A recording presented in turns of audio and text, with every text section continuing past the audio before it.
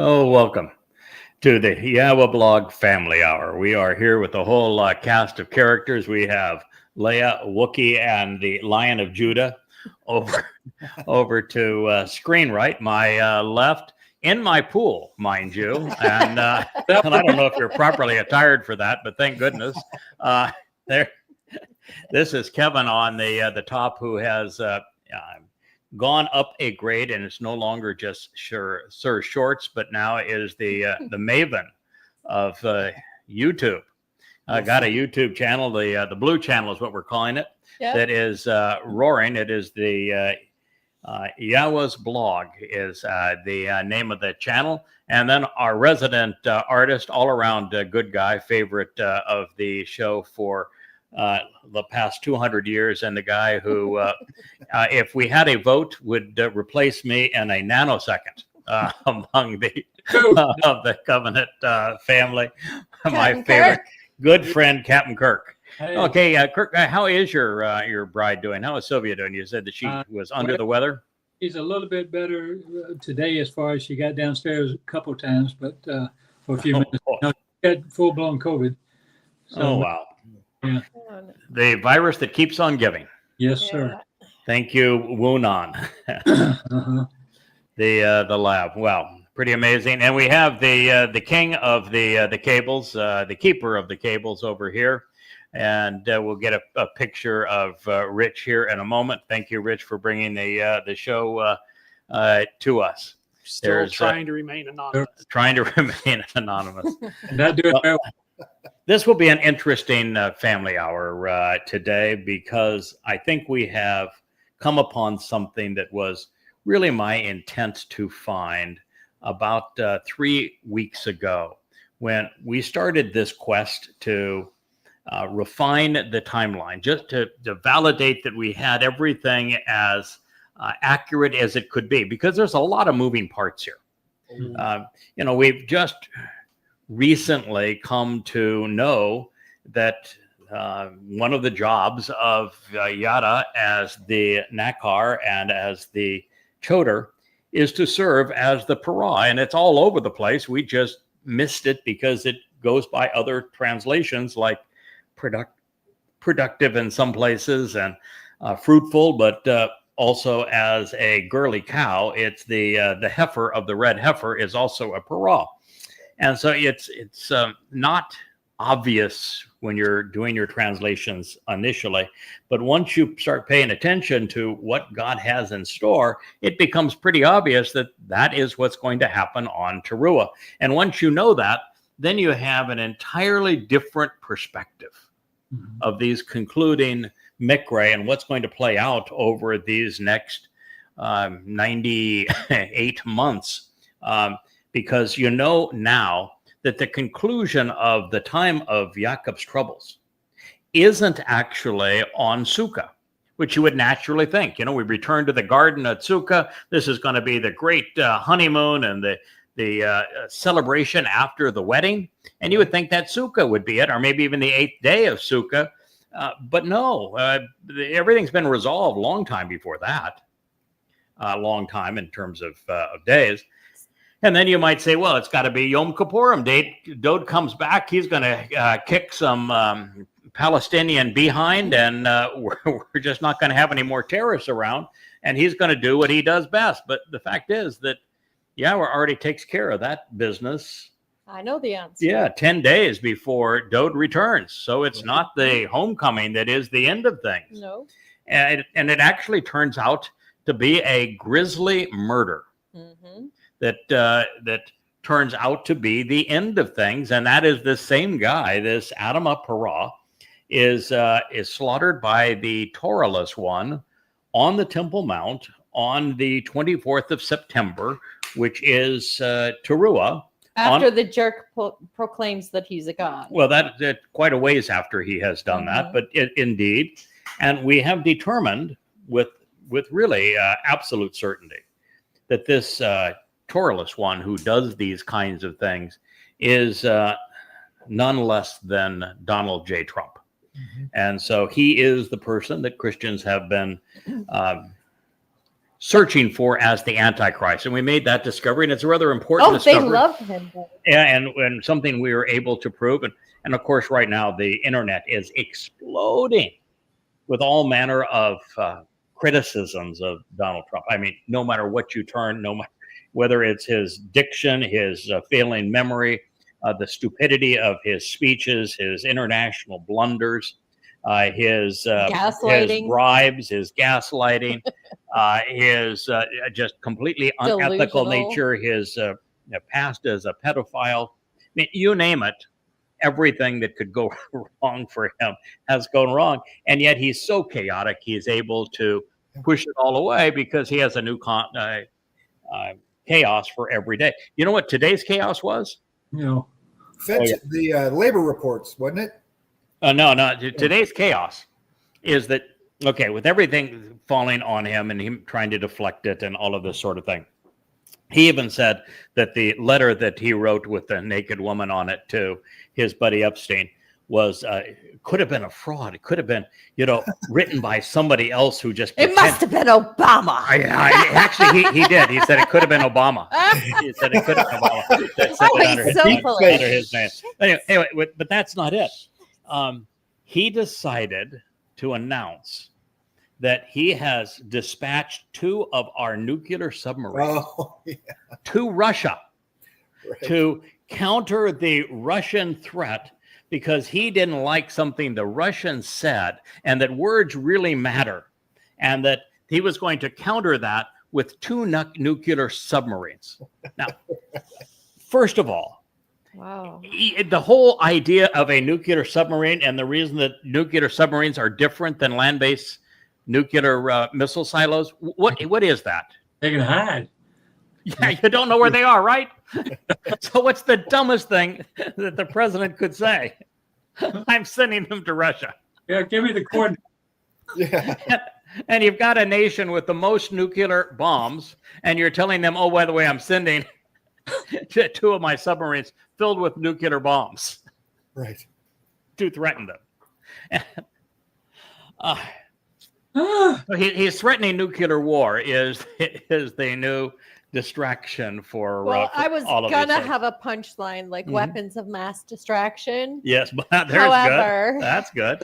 However, these are more than weapons of mass distraction. But I think he's full of it. He's delusional. He is always absolutely delusional. I posted a bunch of things on the Facebook site that are people mocking him mercilessly, which is what he deserves. Putin anyway, so I went to Daniel because Daniel has the most specific timeline information. If you want the broad sweep of history, past, present, and future, which prophet do you turn to? The broad sweep, Yashaya. Isaiah, Yashaya. And Yashaya is where we were able to piece together the fact that the treaty that thins Israel at the waist, making Israel indefensible, which is all they could talk about today at the United Nations. I mean, one person after another. Barfest. I mean, it was a barfest. It was true that at the United Nations, it's going to be something like 200-5 against Israel. Yep.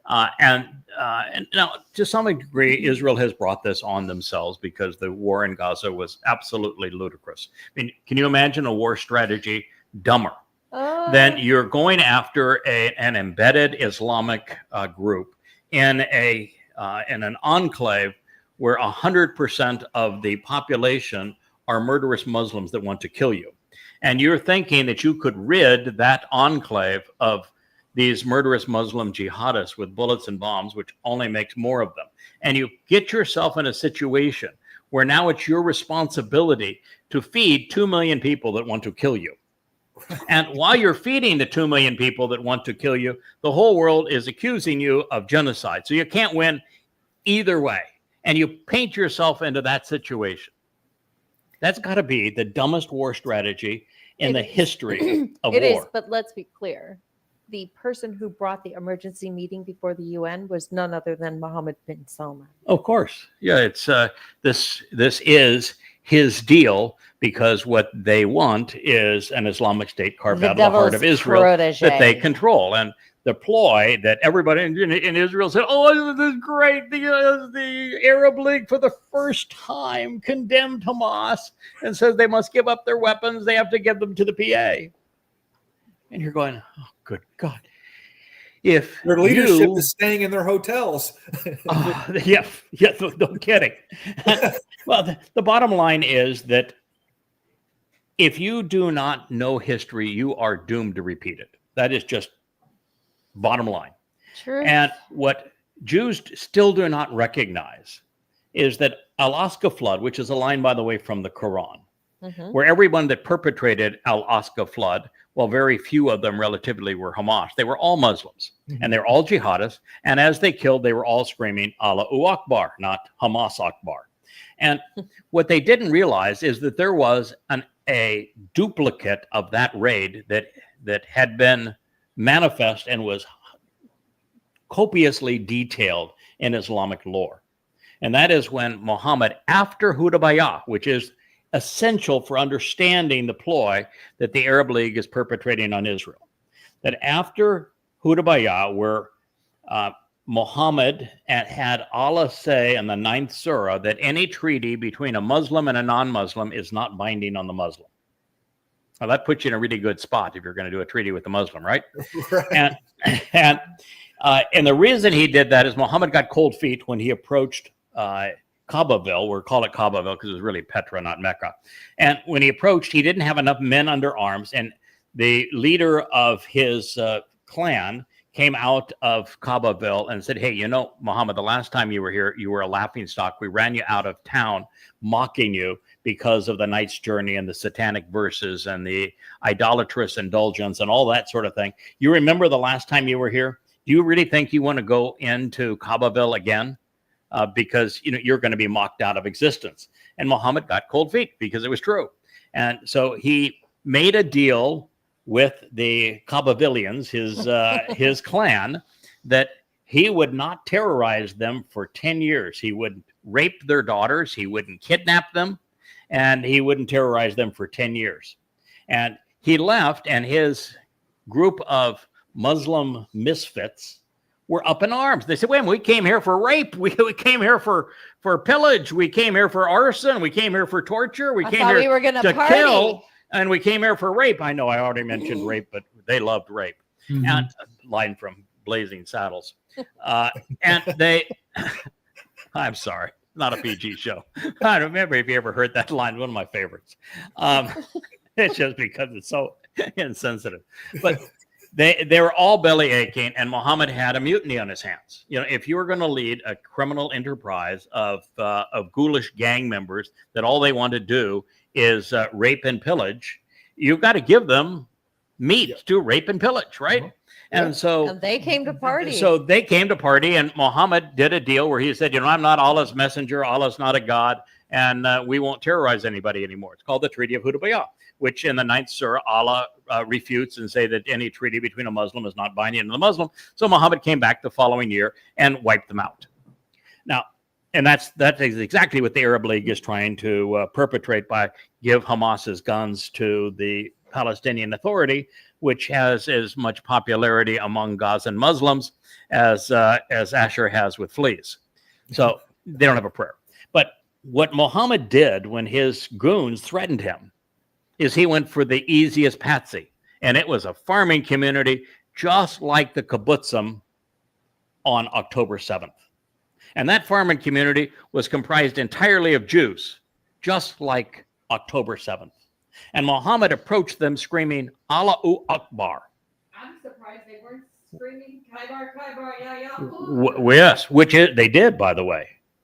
And so Kabar, where Muhammad's goons pillaged the place, torched the place, tortured Jews, raped every Jewish woman in the community, and enslaved Jews, committing acts of mass murder, is an exact replica of what happened on October 7th. And yet Jews are unwilling to admit it, to acknowledge it, and so they repeat their past. And now they're listening to the Arab League say, give all the guns of Hamas over to the PA, and we'll be ready to rock and roll on that Islamic State carved out of the heart of Israel, so that Israel becomes indefensible. And of course, the 15 minutes after the deal is done, all the guns go right back to Hamas. You're going to have Alaska 3 or 2.0 or 3.0 if you count Kabar. Well, So this is what is happening, and we're doing our best to try to prevent it. But that will be the first official act of the time of Israel's troubles. And this program is to tell you the day that the time of Israel's troubles is going to begin and what other things happen around it. So this is all pertinent to this particular program. The prophets are very clear. Al-Aqsa flood 2.0 is going to happen. It is going to happen in the early summer months of 2027, and it is going to be far greater in intensity with Muslim mujahideen than was the first version almost 2 years ago, probably 1,000 times worse. And the death toll on Jews is going to be in the range of 10 million worldwide, worse than the Holocaust, according to the prophets. This is one Yahoo that wants nothing to do with that. Well, of course not, but it's still our responsibility to tell Yahud that it's going to happen and that there's only one way out of it. And that is to stop trusting the likes of Trump, stop trying to do deals with MBS of Saudi Arabia and the Abraham Accords, and turn to your only actual ally, who you left 3,000 years ago, and that is none other than Yahweh. And so that is our job. We say, turn to Yahweh and you won't be caught up in that carnage. But we need to tell them when these things are going to happen, and that is an essential part of our program here tonight, and we're going to be doing that. So the purpose of going to Daniel was to firm up the timeline, why we were there, moved into the 12th chapter of Daniel, and it became obvious that the Coppercon, bronze boy, was in fact none other than Donald Trump, and that he is the old fellow that has the enormous ego and the ugly comb-over hair, as he was described. It's none other than Donald Trump. He's the Antichrist. All right, so while we were there, I learned some interesting facts. I hinted at them in our program yesterday relative to timing. And before we go into this program, a couple of other notes. In our prior family hour, one of the things that we did is we were able to use very specific information. In fact, just flat out numbers. 1,290, for example, and another one that was 45 days longer. And then Moedim, and Chesed, a series of Moed, to determine 3 dates with great precision. And I still want to re-emphasize those 3 dates. The first of those 3 dates tells us exactly when Donald Trump, as the Torahless one, is going to arrive in Jerusalem to establish himself as a supreme ruler. And that is the 29th of January. It is during the last week of Ramadan. The second is 45 days later, when he is going to announce on behalf of Satan. He is not only demon possessed, he is actually possessed by the spirit of Satan himself. And he's going to announce that Satan is God. And that's going to take place on the Ides of March. And that is because the history of Rome, and of Rome going from a republic to imperial Rome, which is exactly what Trump is trying to do with the United States, Yep. And then declaring himself as supreme ruler, apart from any interference from the Senate, same as imperial Rome, and then declare himself as God, which is what JC did, Julius Caesar, and then to commemorate the death of Julius Caesar, because the rebirth of Julius Caesar is going to be the God-man, which we call the Coppercon Donald J. Trump. That's going to happen on the Ides of March, the 15th of March, 2030. So January 29th, he arrives. On March 15th of 2030, he declares he is a god. 33 days after that is when the two witnesses arrive, Yada and Elia, and those two witnesses will arrive on Passover, which is the 18th of April in 2030. And all of this is deduced by very specific information that is provided by two men. Neither one are angels. Neither one are malach. They are two men. The two men are Gabriel, who is actually introduced as Gabor before we're even told that his name is Gabriel. Gabor means he's a really strong, competent man who is a fighter. And Gabriel means God's most courageous and competent man. That's Dode, David. Yeah, absolutely. Which means in the 9th chapter, when he announces that he, as the Messiah, is going to do these things, he's speaking of himself. Which means that Christianity is destroyed by the realization that the text of Daniel itself proves that Gabriel is a man, and that man is Dode, David. The other fellow, his name is Michael, and Michael is not an archangel. Michael is a hell of a guy, though. Leah would recommend him. Really great guy. He is a really good guy. My guy. Yeah, Michael is Leah's guy. My Palmoni. Well, we're going to learn about Palmonis in a bit.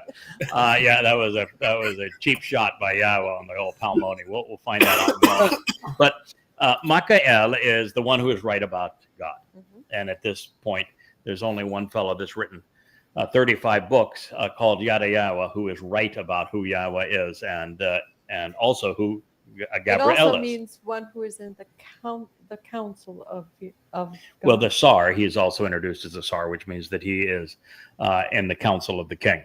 Mm-hmm. Okay, so you have these two guys, and there's a third guy around that we can deduce from what we learn in Malachi, is Elia. And so this is a confab with those three guys. So you got two of them that are coming forward in time to have this confab in Babylon with Daniel, who serves as not a prophet but as a scribe, and one who goes back in time to have this powwow. And collectively, they're explaining not just what's going to happen, but what they're going to do, because they all play leading roles in what's going to happen during these events. And one of the things that we have come to know is how it is on Teruah, which is the most active day of all of Yahweh's Moed. It is by far the most power-packed days. In fact, it is such a day that I don't even think it can be done in a day. I think it actually needs to play out in 3 days because there's just so much going on with Teruah. But Teruah is the end of all things that have been troubling to Jews. It is when the Jews are returned to Judea or Yahud, to Jerusalem, and to a relationship with Yahweh. It is from all around the world. God said he's going to accomplish that on Teruah. It is the day that the mortal remnant of Israel is purged of their religious guilt, which is another one of the statements that it has to be part of all of this. And that it is the day when Yahweh rids the world of all of those who come against his people. He incinerates them all. And it's the day that he transforms the earth back into the conditions found in Eden. So it is the terminus date of all of this. It is a Shabbat. It will occur to the celestial excitement of a full solar eclipse. And it is the 24th of September of 2033, which means that when we were given the 1,290 days to the declaration that where Trump is going to say, I'm a god. And that is on the Ides of March. And then we get another date that's 45 days longer than that, which tells us the day he's going to arrive and assert his supreme political authority. We know all of those dates because they were given to us precisely. And so now the question is, and this is what we're going to pursue, were we given the same amount of precision pursuant to the beginning of this time of Israel's troubles and world troubles. And is that date also the Shabuwa harvest? So that is what we're pursuing here. And the 4 people that are part of this program, 5 people that are part of this program, including the keeper of the cables, have all received the dossier that I wrote based upon my further translations in Daniel 8 that answer that question. All right? So here we go. So as we move deeper into Daniel, we are shown an interesting transition, and that is that right after God describes the rise and fall of Alexander the Great, and I hate to use that term great because he was a real scumbag. I mean, he was a mass murderer. He was a tremendous enslaver of people. He was an egomaniac. He was a drunkard. I mean, he was one of those people who just fell through the seams, where he made a series of horrible decisions, all of which turned out well. Right. And you play life over and over and over again. You're going to have dunderheads who just Get lucky. roll craps every time. They just get lucky. Alexander was one of those people. Do you know what he's referred to in the Middle East? What No. they call him? No. Alexander the Annihilator. Yeah, sure. He was a reprehensible human being. So anyway, God goes and he describes this egotistical man, and he spends a lot of time on him because he is the prototype for the person known as the Antichrist. Murderous, a warrior, a man who claims to be God, a person who claims to have supreme authority over the earth. And as we found in the prior people that Satan has possessed to create religions like Paul and Muhammad, is a dunderhead. And Alexander was also a dunderhead. I don't give a hoot that he was educated when he was 6 years old or 10 years old by Aristotle. It didn't take. Almost everything the guy did was stupid. And what he said was stupid. So this is the history, and God tells that history because he wants us to know the prototype for this Torahless individual. And I think it's because that Alexander the Great was the consummate foil upon which we can view the great betrayer of the time of troubles. Now, I say this because the corporeal manifestation of Satan will be devilish, notoriously egotistical, infamously ruthless, having no empathy for anyone other than himself. And that is the perfect portrait of Alexander. If you were to take Donald Trump's persona, the person that fits it perfectly would be Alexander the Great, when you actually know this man who had no empathy even for his own men, and who presented himself as if he were a god. And everything he said was hypocritical.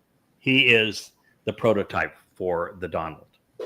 And so this horrid image of him and his henchmen have been seared into our brains through the testimony, and we'll share that on future shows, that God has presented regarding him, because this is the most ruthless villain to ever prey upon people, is Alexander, and he is the prototype for the one that will prey on Israel.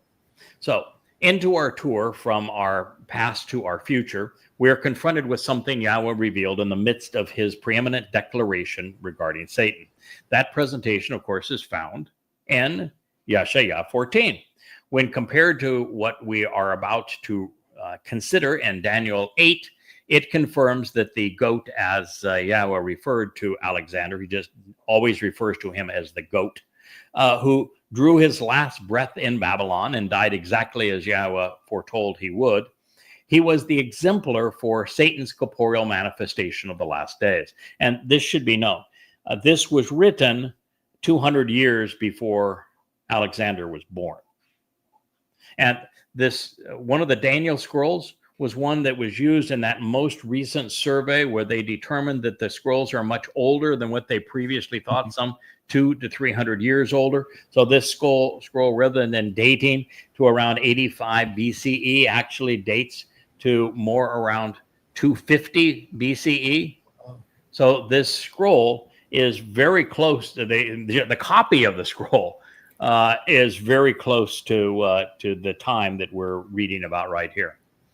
And so he is the exemplar for Satan's corporeal manifestation of the last days. And indeed, this beast took root within the walls of Babylon, of commingling religion and politics.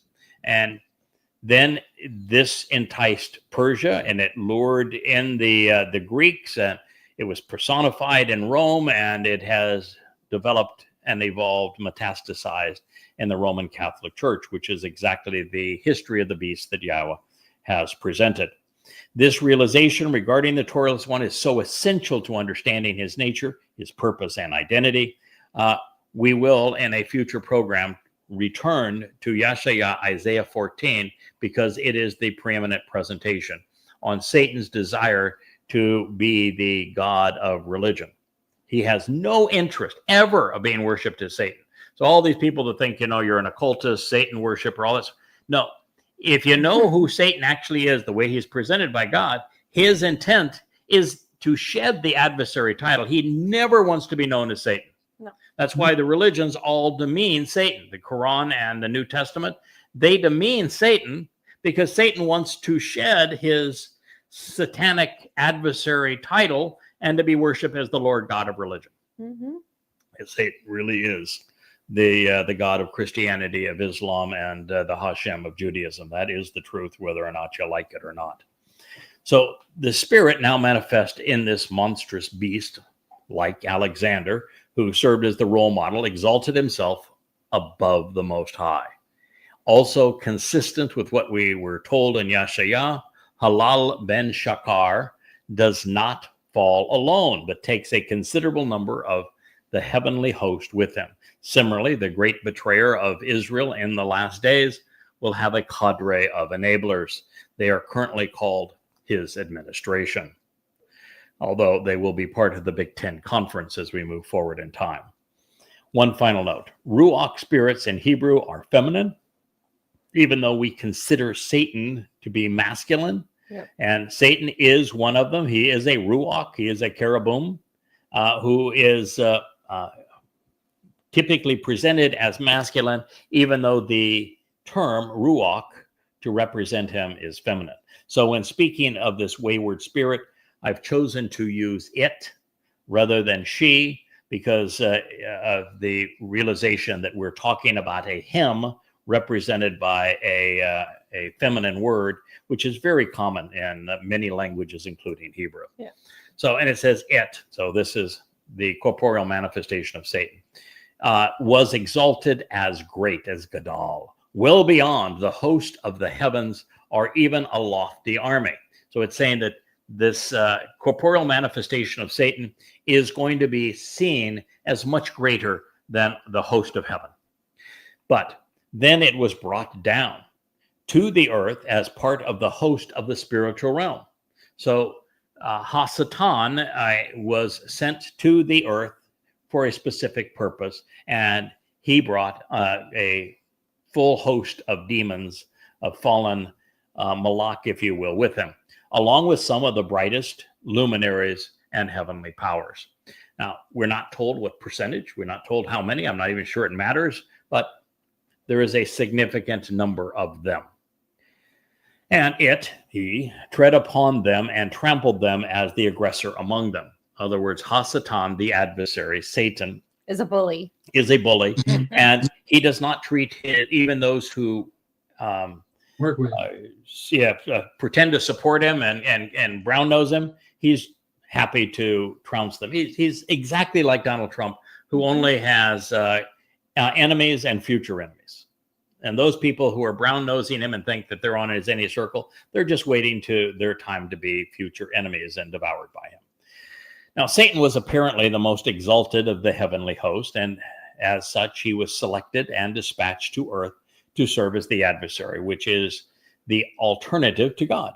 But he did not come alone, but instead with a unspecified number of Malachim, spiritual beings. These would include some of the best and brightest among the vast array of incorporeal messengers. And in conclusion, it appears that Hasatan was like Trump, and that he did not play well with others. he would be what is called a bully. The reason for all of these insights at this time is because the corporeal manifestation of the adversary has been exalted as the Lord of religion. Alexander was the prototype for his men to be perceived as gods. In fact, one of the reasons that he had the rebellions multiple times is that Alexander demanded that his men worship him as a god, that they come and they bow before him, that they kiss his ring is one of the things that he demanded. And if you showed any hesitance, he not only killed you, he murdered your entire family and anybody that was friends with you, which had a tendency to encourage people to acquiesce.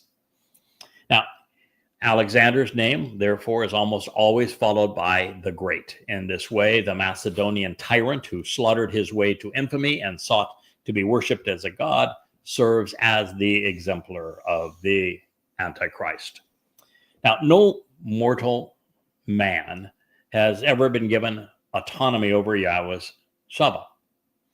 And therefore, the inference here is that this beast who came down to earth with the Malach was one of them, and likely the cherub in the garden. That serpent is a cherub. Recognizing this, our determination of the identity of the individual who is possessed by Satan is enhanced by realizing that this individual will share many traits in common, not only with Satan, but also with Alexander. And this is one of the many reasons that we will turn eventually to Yeshaya, Isaiah, so we can nail this point home. And when we do, what we're going to find is a reference to Kokab, those considered stars in this time of darkness, the seemingly best and brightest, the most illustrious and empowered. They too will fall and be sent down. Satan will not go quietly along into the night. Most English Bibles, slavishly parodying the familiar phrasing of the King James Version, present the impossible, that this beast waxed so great that his ego brought the stars to earth. Now, one star anywhere near our solar system, along with the one sun we have, would certainly destroy our entire planet. But nonetheless, the King James Version had no problem with the idea that Satan's ego brought actual stars down to earth. What they fail to consider, of course, is that spiritual beings are comprised of light, and we have long used stars as a metaphor to describe the best and brightest among us. They're called stars, after all, the most famous and influential.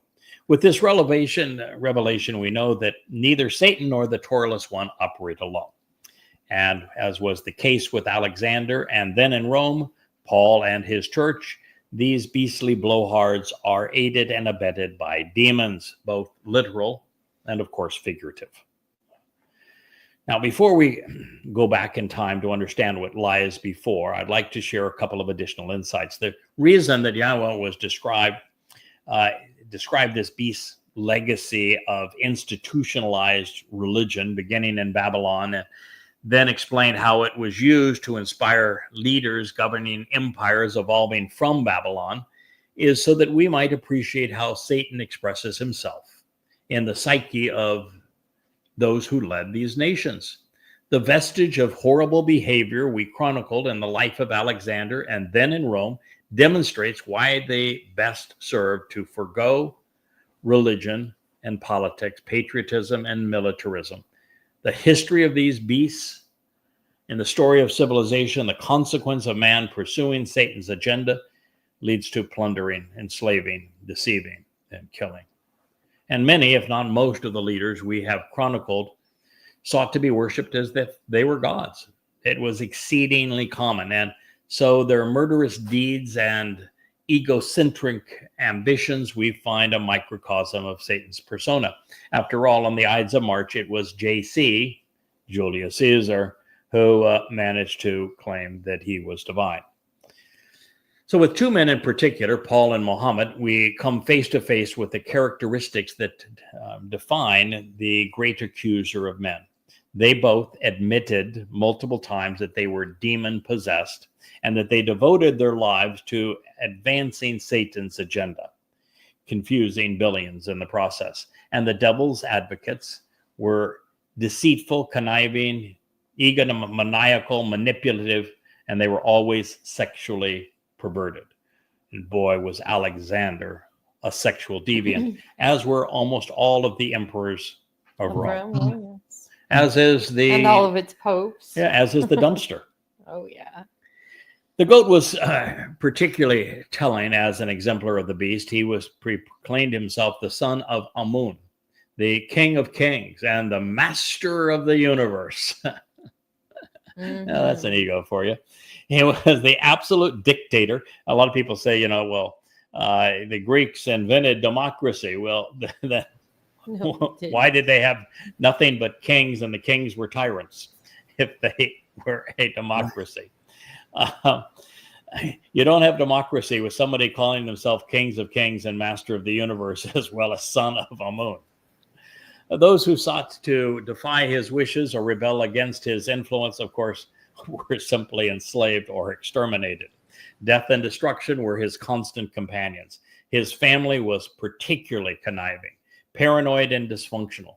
And in his world, the military, the government, and religion, even caste economic systems, were indistinguishable, inseparable, and imposed. And let's not forget the condescending ego. In modern times, Trump would be his lone rival in imposing narcissism as a relentless psychopath. Just as the previous statement leveraged the past to address the future arrival of the corporeal manifestation of Hasatan during the time of trouble, this too is what follows. Up until a point, the empowered leader of this host of spiritual beings will be exalted and glorified. He will be honored and considered great. So because of him, the constant and enduring will be forcibly lifted up and caused to be raised. Then the sight and establishment of his consecration and sanctification, and also his sanctuary, will be forcibly overthrown and tossed away, compelled to be cast off and hurled into oblivion. This is Daniel 8:11. And I've shared this in a previous program. So many of the words in a Hebrew lexicon, as you fellows and ladies know, like ad, sar, saba, and gadol, can have a positive or negative connotation depending on the context, making that the determining factor. So while I could say that the juxtaposition of ad and sar indicate the rise of the Antichrist figure, that he will be then thwarted by a restoring witness serving the king, I think that this statement, like the previous one about Alexander and his how his empire was divided, I think it's just purely satanic. So I don't think there is a positive implication in the beginning of this. It is the Ruach of Satan that has been Gadol exalted and magnified as the God of Christianity, Judaism, and Islam. He is the Lord of the earth, and he is worshipped as Jesus, Hashem, and Allah. And he and his fellow fallen Malach were among the brightest in Shamaim. But their duplicitous role caused everyone else to be pushed down. That's why Trump attacks people all the time. That's why he has to call Obama a traitor. That's why he has to speak of Sleepy Joe and of cackles in a very demeaning term. He has to take world leaders and humble them and persecute them with his words so that by comparison, well, he doesn't look so bad. That's the nature of all this. The only silver lining here is that his glorification was written in the perfect conjugation, telling us that it will come to an end. In this prophetic pronouncement, the first of three statements seems to indicate that Satan's corporeal manifestation will declare that he is a god. So to spare the covenant family from this outrage, once again, we find Yahweh removing his children. And the previous use of ha-tamid, the constant and enduring, were to be sure taken away and removed. This time they are room, which means they are lifted up and raised. This is our Heavenly Father honoring his promise to protect his family on Shabuwa, the promise of sevens. The timing is important because this is when the Torahless one is slated to eviscerate Israel, making the nation indefensible by gouging out an Islamic state from Israel's heart. With the third sentence written in this prophecy, we are brought forward in time to Teruah, the day of the herald, when the dreams of the devil and his denizen are squashed. All that they sought to establish with their gaudy and grandiose shrine, as is presented in Ezekiel, to their egos, with bronze man doing all the measuring, will be overthrown and they will be cast off to oblivion. Therefore, God is revealing that the spirit of Satan within the Torahless one will be esteemed by the preponderance of people.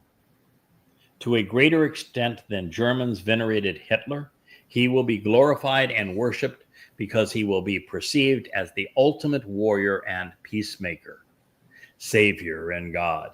His status among men and his acclaim among nations will be unbridled and unrestrained up to the moment that it will not. I think I threw up in the back of my throat a little. Yeah, it's disgusting. Disgusting. It's disgusting. But this is where the world's headed, and it's because of the people we meet when we're on X. It becomes exceedingly clear that this is the case. Well, one of the things I just noticed here is that with Asher banging things around, we got this camera at a nice 45-degree angle. I noticed there was a new camera. The shelves are all at a very, very strange angle. So maybe it's when we're doing the work with the cords here, keeper of the cords. But we do have this show at everything at a tilt. So we're kind of falling off of the world here. So once again, it would be inappropriate to extrapolate the extent of that English translations corrupted this testimony, as they render Tamid as the continuation of the offerings and sacrifices that will be taken away. This is not only implies that the sacrifices would have been resumed, which will not be the case, but also our attention is taken away from Yahweh's Mikre, which the Torahless one, along with Christians, Muslims, and Jews, has long disavowed. Well, I think we're getting, you're making some progress on it, but it's, I think you actually have to, Leia's trying to deal with this now. You actually have to loosen it and then retighten it to get it to, oh, you're getting closer. So we are trying to correct the balance of the world here. So we're not, we're not, it's about the angle, Leia. That's pretty close there. Let's just call that a day. All right, thank you. That is better. I don't feel like I'm rolling off a cliff. Now, as an interesting aside, rabbis and pastors alike are all a Twitter over finding and sacrificing red heifers in accordance with the discussion of Bamidbar, Numbers 19. But they don't know that the red heifer is actually a man, or that he willingly offers his life on Teruah to restore the mortal remnant of Yisrael before the return of father and son, Yahweh and Dode. Fact is, they don't know what Teruah represents, much less the Torah from which this prescription for living is made on behalf of the adulterous woman to purge her of her guilt so that she can be betrothed to the returning king, who is Dode, resolving the episode of the waters of Meribah in Numbers 5 and 20. Now, these things don't, when we rely upon the primary definitions of each word that Daniel wrote, this is what we find.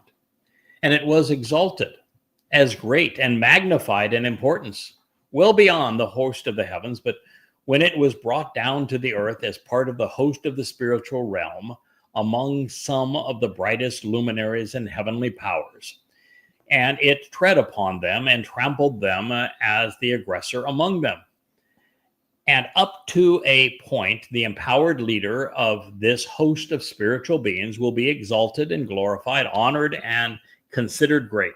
So because of him, the constant and unceasing, who are continuously enduring, will be lifted up and raised. Then the sight the establishment and the implications of what he is consecrating and sanctifying, even his sanctuary, will be forcibly overthrown and tossed away, compelled to be cast off and hurled into oblivion. So much for Measure Man, Bronze Boy, the Copper Khan at the end of Ezekiel, with all of these plans to build this monstrous real estate edifice for naming rights for Satan. Or as I like to say, F you, Trump. Goodbye. This known, I'm at a loss to explain why the King James Version, the New American Standard Bible, and the New Living Translation propose that men hu ha tamid room somehow conveys by him the daily sacrifice was taken away, and it removed the regular sacrifice from him, or by canceling the daily sacrifices offered to him. Renders this a impossible prophecy because they're not going to be reestablished, which means they couldn't be canceled, but that's not what the text says. Now, I don't mean to wear you down with these explanations, but it's important for you to know the truth in this regard. Okay, this goes on. She will give over to the continually persistent and enduring a host of spiritual implements because of the rebellion. And she will cast that which is trustworthy and reliable to the land. And she will respond, acting and engaging, and she will succeed and be empowered and prosper. Now, in this particular case, and we're not going to go into all of the details, but the fact of the matter is, it's every word that is part of this, and I should probably just give you a quick review, that every word that was presented in here, save one, by way of introduction, the verbs gadal exalted, room rise, and shalach overthrown in the previous statement were all scribed in the third person masculine singular, which is he. And all of the preceding nouns, and which is why I reread where we had been, Saba, Shamaim, Eretz, Kokab, Sar, Tamid, Makom, and Makash, all but Eretz, land, is also masculine. Curiously, however, each of the verbs in the statement that I just read, including Nathan give, Shalach cast, and Atah act, as well as Shalach empowered, were all written in third person feminine singular, which is she. Therefore, neither the Tamed, the enduring, nor the Saba, the host, can serve as the feminine subject of these verbs, nor can the Pasha revolt. And this leaves us with an unidentified feminine subject, such as the Ruach spirit, or either Emeth truth, or the Eretz land. And so I have capitalized, she shall give, she shall promote this offering over to and on behalf of the continually persistent and enduring, such that they have a host of spiritual implements because of the rebellion, and that she will cast that which is trustworthy and reliable to the ground. And she, now the land, will respond, acting and engaging, and she will succeed the land and the earth because she will be empowered and prosper. So the conclusion here is that since we transitioned in the previous statement to the good guys, that this is a continuation of this. And this is the Spirit saying, because these people were consistent and persistent and enduring, now the Saba, that currently the good Saba, the host of heaven, these Malach, that have reported to Yahweh all this time, a lot of them are going to be given to the covenant family. And we're going to explain why that is the case. So the covenant family are going to have Malach that serve them and serve with them and work with them and for them. And then at that point, the Spirit, she will cast that which is trustworthy and reliable to the earth and to the land. And therefore, the earth and the land are going, the people of them are going to respond, and they're going to engage, and they're going to exceed, and they're going to be empowered and prosper. So this is the benefit of what has transpired. So given the choice, I decided to capitalize she, such that she is Yahweh's Ruach spirit, giving the Tamid, enduring a Saba, host of spiritual messengers as a result of the Pisa rebellion that is now being resolved. This makes sense to me for a number of reasons. The covenant family members will be inheriting the responsibility of guiding the mortal remnant of Israel into and through the millennial celebration of Sukkah, and we're going to need the help.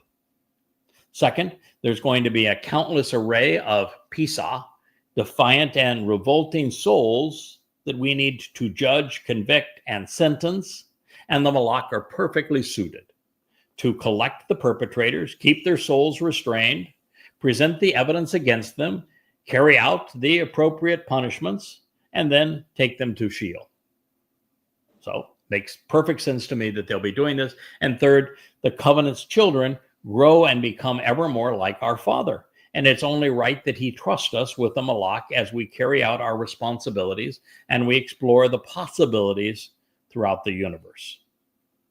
Now, while I would have preferred that Daniel chose a verb more in keeping with the process than shalak cast, especially since the object is emet truth, we are best served when we pursue she as the ruach spirit again, as she, and this is because of the hiphil imperfect, where the truth becomes an extension of herself and into perpetuity. And as we have learned with Yeshaya's portrayal of the seven spirits of Yahweh associated with the Choter, the ruach is truth personified. Also, since the Malak are Yahweh's spiritual messengers, it is natural that the Shabbat, host of them, would flood the earth and land with that which is verifiable and true. Now, this makes a point, and it makes sense to perceive then that the Eretz, which is the recipient of the Emeth, will then respond appropriately, making the she associated with Asha, engaging people of the earth to respond appropriately to the truth. This remnant of the land then becomes the subject of Shalak because they were enriched and empowered.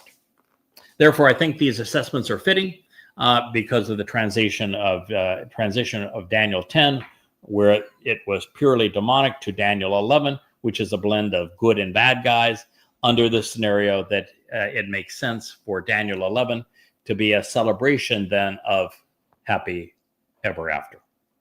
Now, the reason I went into this detail here, looks like we had Kevin dive into the pool. Maybe he's swimming laps at this point. We'll see him come back. But the reason I think all of this is important to get into that kind of detail is that this is really tough sledding. Daniel is written so that it takes every neuron of your brain to function at the highest possible level to make sense of this. That's the way it was written. It was intended to confuse people for 2,600 years until it was time to be known and understood. And so if it was written just very simply in Hebrew, it wouldn't work that way. Yeah. So it is complicated for a reason, and you really have to pay attention as to who is speaking and who is the subject, who is the object of each of these verbs, and how they pertain to this period of time. And I'm just telling you that it is by far the most challenging text of all for that very reason to unravel.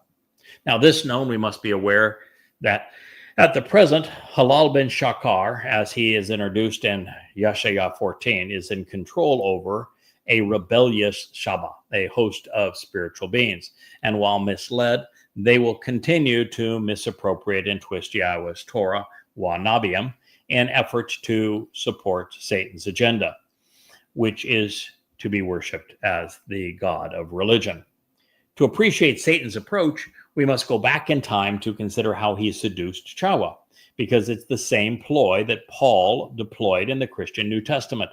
Rabbis like Akiba and Maimonides have rehashed it as well to author the Talmud. It is the same approach that Yahweh denounced throughout Yeshaya, Isaiah, explaining the consequence to us and the expectation that we would use the resulting insights to avoid these satanic entanglements, such as religion, politics, patriotism, conspiracy, militarism, and the caste system. Now, after Satan misquoted something, Yahweh had conveyed, Chawa in the case of the Garden of Eden, took the poisonous bait and she ran with it, adding her own interpretations and embellishments. And her intent was to invert reality and to elevate herself as the created, such that both people and Malak were perceived as gods. But why? God's on record as saying, I'm offering you everything we could possibly desire. He has provided us with the means to perfect ourselves and to become immortal. He has promised to adopt us, enriching us, empowering us, enlightening us to the extent that we become infinitely superior to any other man or any god that man has ever made. So why would you want to do this? It just makes no sense to me. Yeah. As the covenant's children, we will inherit everything.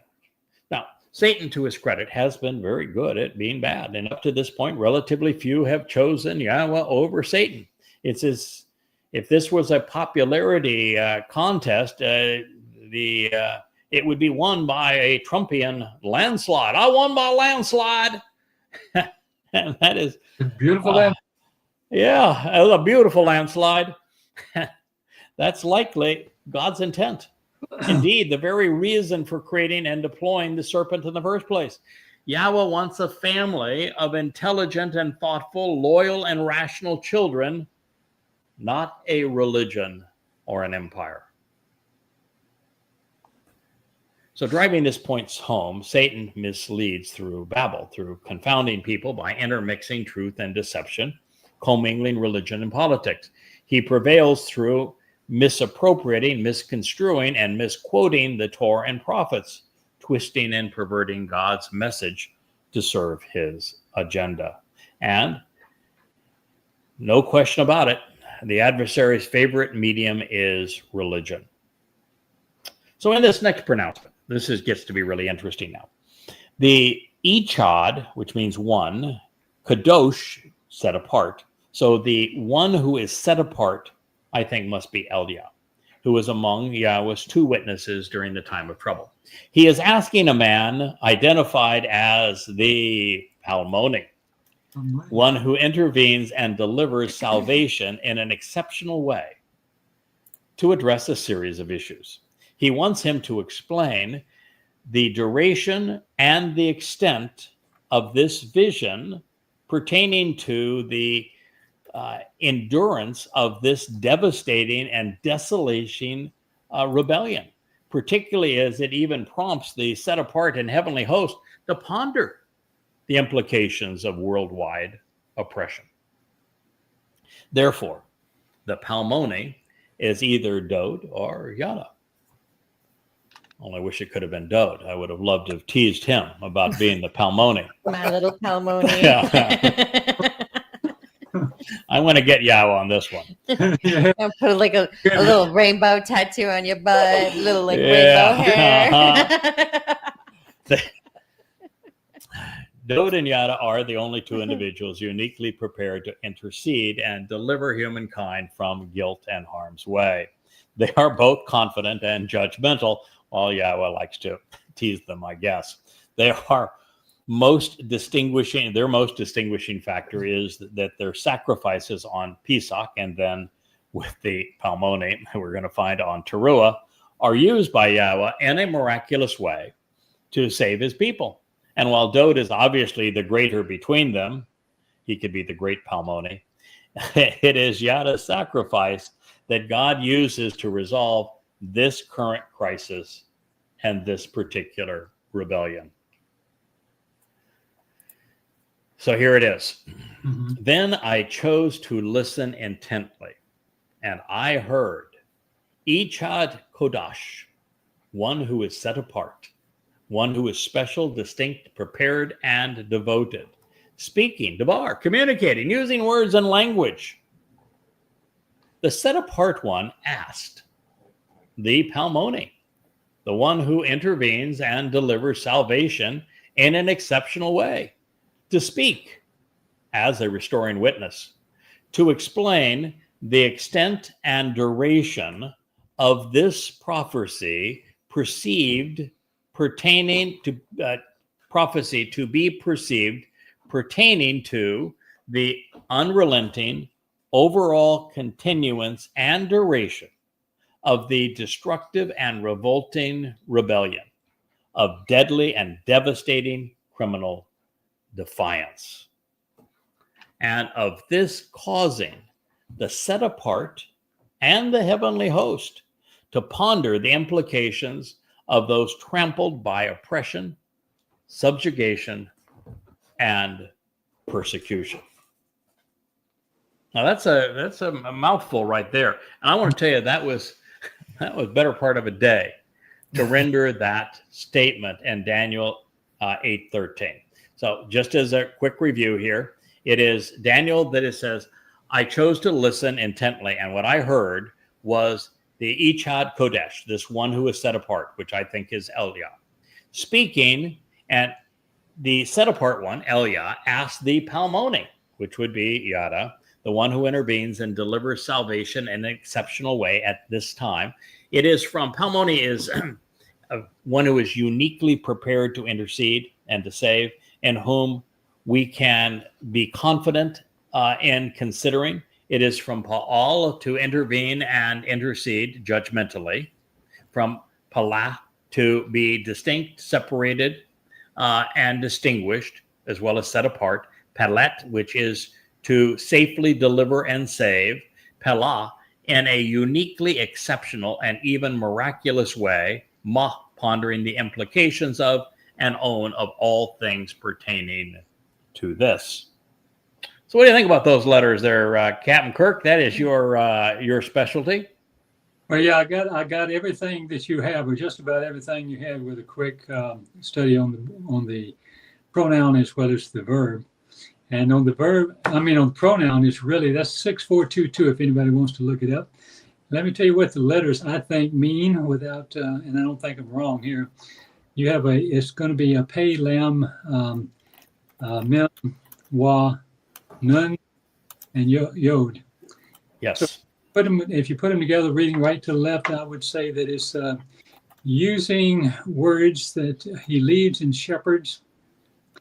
This guy who cleans with water. He increases to increase the children of Yah. That's the Wa Nun, and also leads. Forgive me. He increases the children in wisdom as well as in powers of Yah's children. I think I can get all if I.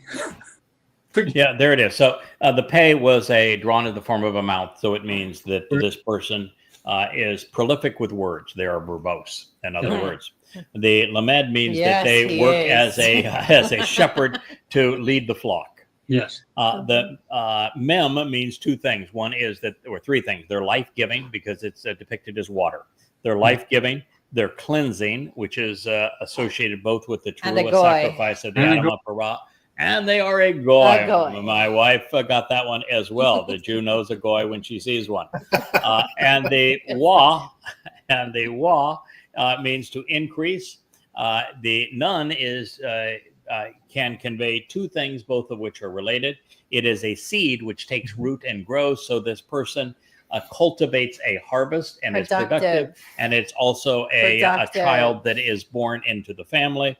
And the both are signs of production, right? And Yod is a hand reaching out and down. It's so that this person speaks as a shepherd, as a Gentile who is cleansing and life-giving, increasing the family for the very hand of God. Yes. There was an interesting little thing about Palau, though. It was the Pei, Lam, and Hey. The difference there would be the words in the leadership or the shepherding leads to the upright one standing in awe of Yah and walking along the path. But the one that I found that was really kind of interesting is when they use the same word in Psalm 17:7, is he puts on a wonderful show. Oh, wow.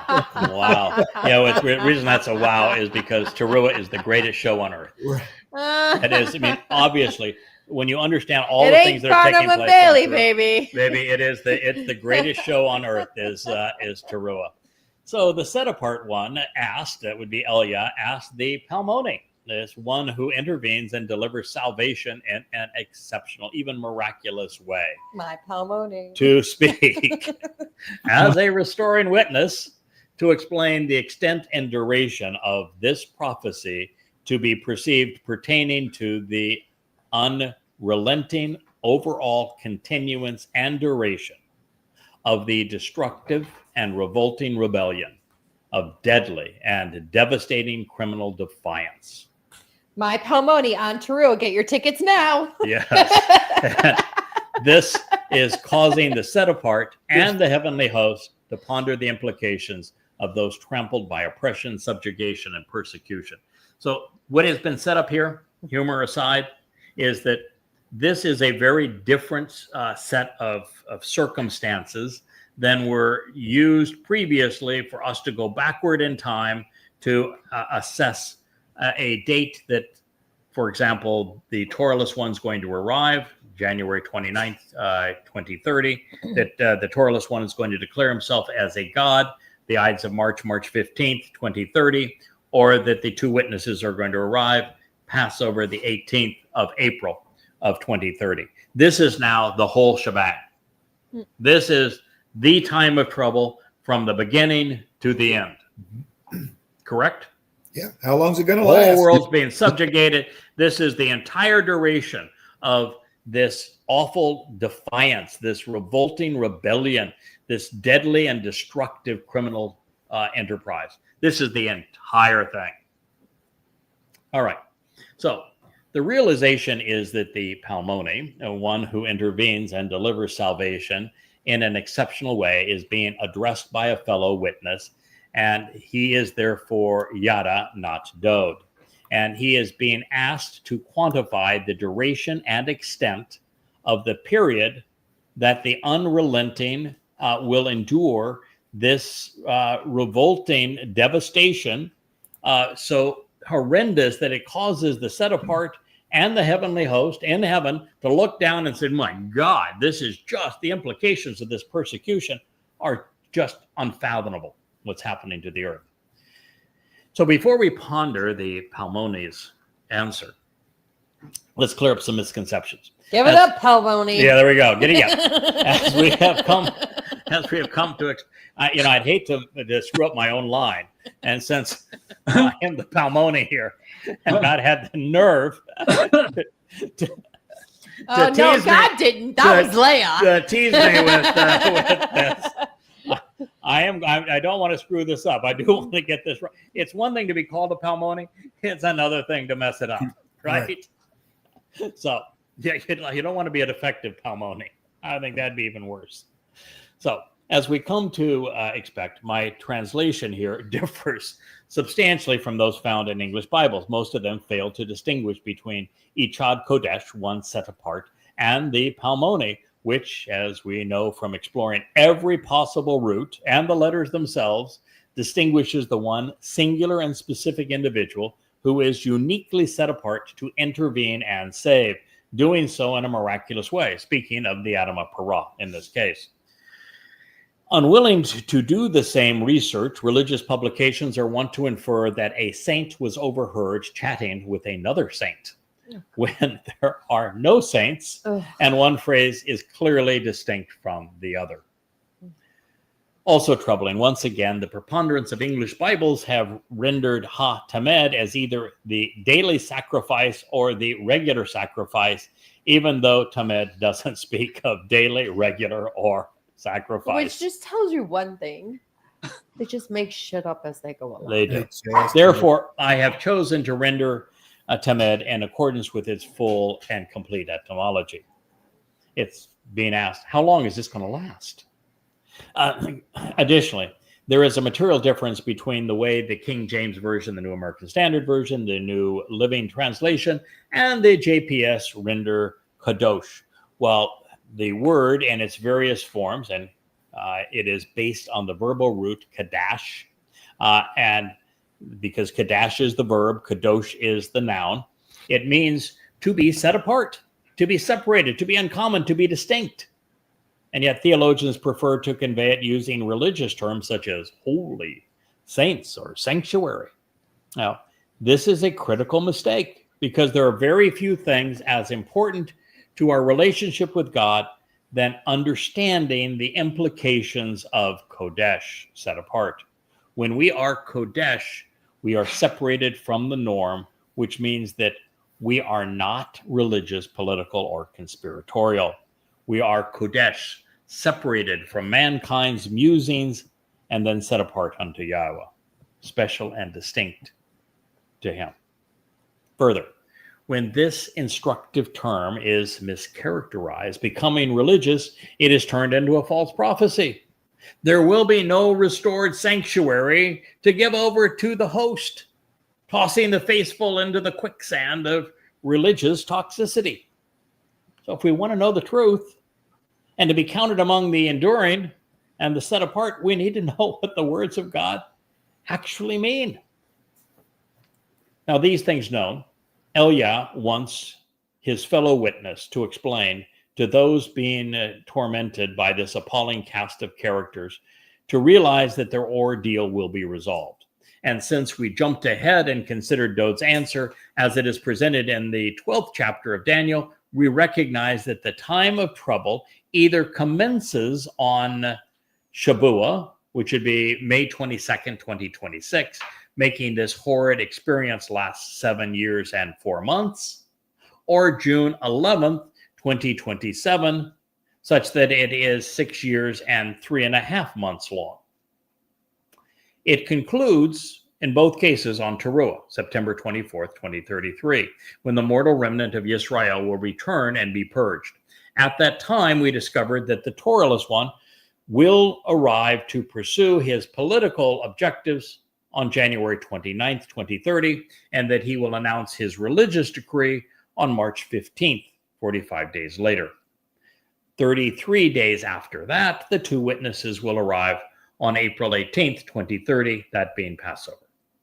Okay, so this time, however, the question was framed differently. This is describing the entire duration of the time of trouble, because the Palmoni, one who intervenes and delivers salvation in an exceptional, miraculous way, as an restoring witness, has been tasked with the question to quantify and explain the extent and duration of this prophecy to be properly perceived and intelligently beheld, pertaining to the unrelenting overall continuance and duration of the destructive and revolting religious rebellion, of deadly and devastating political and criminal defiance, which is so offensive and contrarian, and of this causing the set apart and the heavenly host to ponder the implications of those trampled by oppression, subjugation, and persecution. Therefore, this would be the duration of the time of trouble, from the horrendous beginning to the glorious conclusion. And based upon Yeshaya's declaration in the 17th chapter of Isaiah, it must commence upon the fulfillment of Shabuwa. So now, based upon the answer in the next statement, we know which promise of the Shabbat is the one that will begin the time of trouble. You guys ready? Mm-hmm. Giddy up.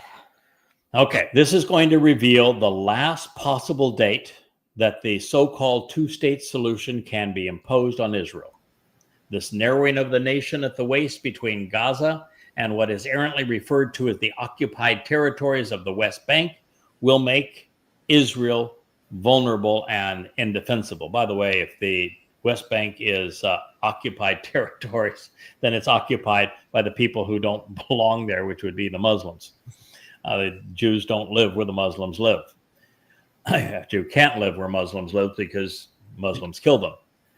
So while the devil's advocate will rise to international prominence based upon his role in brokering this deal, it will immediately trigger war, with millions of combatants flooding into what remains of Israel trampling God's land and people underfoot. The intent of this Marxist-Muslim coalition will be to turn the two-state solution into the final solution of what they view as the Jewish problem. So this now is the answer we have been waiting for.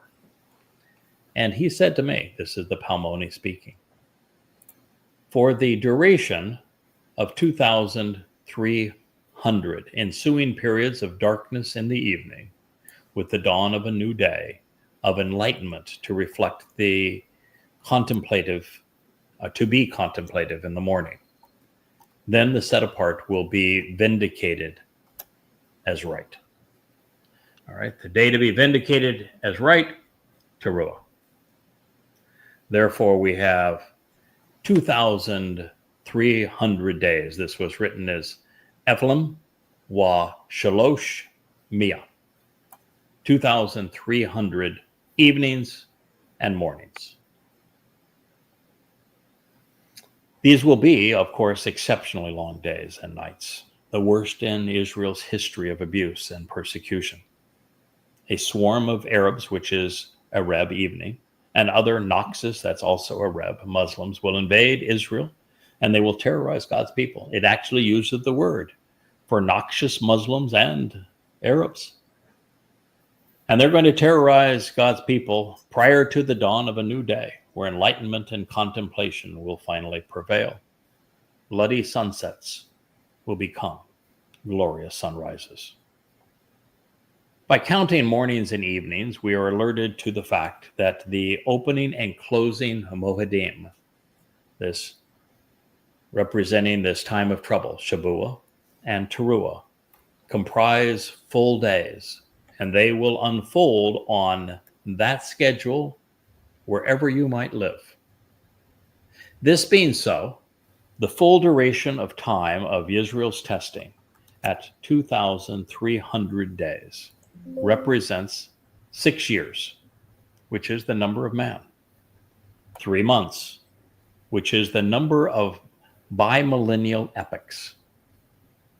Garden to Abraham, Abraham to the fulfillment of Passover in 33 CE, and from the fulfillment of Passover in year 4000 Yah to Teruah, Kippurim, and Sukkah in 2033, year 6000 Yah. There's 3 of them. And 2 weeks, the number of the witnesses for the beginning and ending to Moedim. And 4 days, representing the sequence of 40 Yobel that all of this time plays out over. That's a lot to load into a number, but that's what we get from it. Now, I've done the math, and I will share with the results of it now. Working backwards from Teruah on the 24th of September, 2033, we must include 267 days in 2033, which is the year leading up to it. The intervening years of 2028, 2029, 2030, 31, and 32 include 2 leap days, which adds up to another 1,827 sunrises and sunsets. An additional 204 days brings us to Shabuwa, which is the Shabbat of June 11th, 2027. At 1,298 days, this is 2 days, or 1,000th of a difference, shy of the 1,300. Therefore, with the references to mornings and evenings, we have 4 options to account for this residual 48 hours. First, a full rotation of our planet, making the reference to sunrises and sunsets applicable to everyone around the globe, plays out over 24 hours, does it not? And since the commencement and conclusion are worldwide events affecting everyone on Earth, we have a perfectly viable explanation for the additional 48 hours, such that everyone can participate on their time. Second, there is so much going on in Teruah that I would not be surprised if it played out over 3 days. On Friday evening, we will celebrate the fulfillment of the final ingathering, a gleaning of olives from the uppermost and lower branches, which have been cut away. And since this will likely occur at sunset at the beginning of the day of the herald, it means that the black, white, and dappled spiritual chariots will begin their worldwide journey at this time to collect and to reject Israelites while assessing Goyim by attitude and aptitude, bringing the anti-religious and the apolitical to Jerusalem. That's a big job. The earth is That large. may take a little while.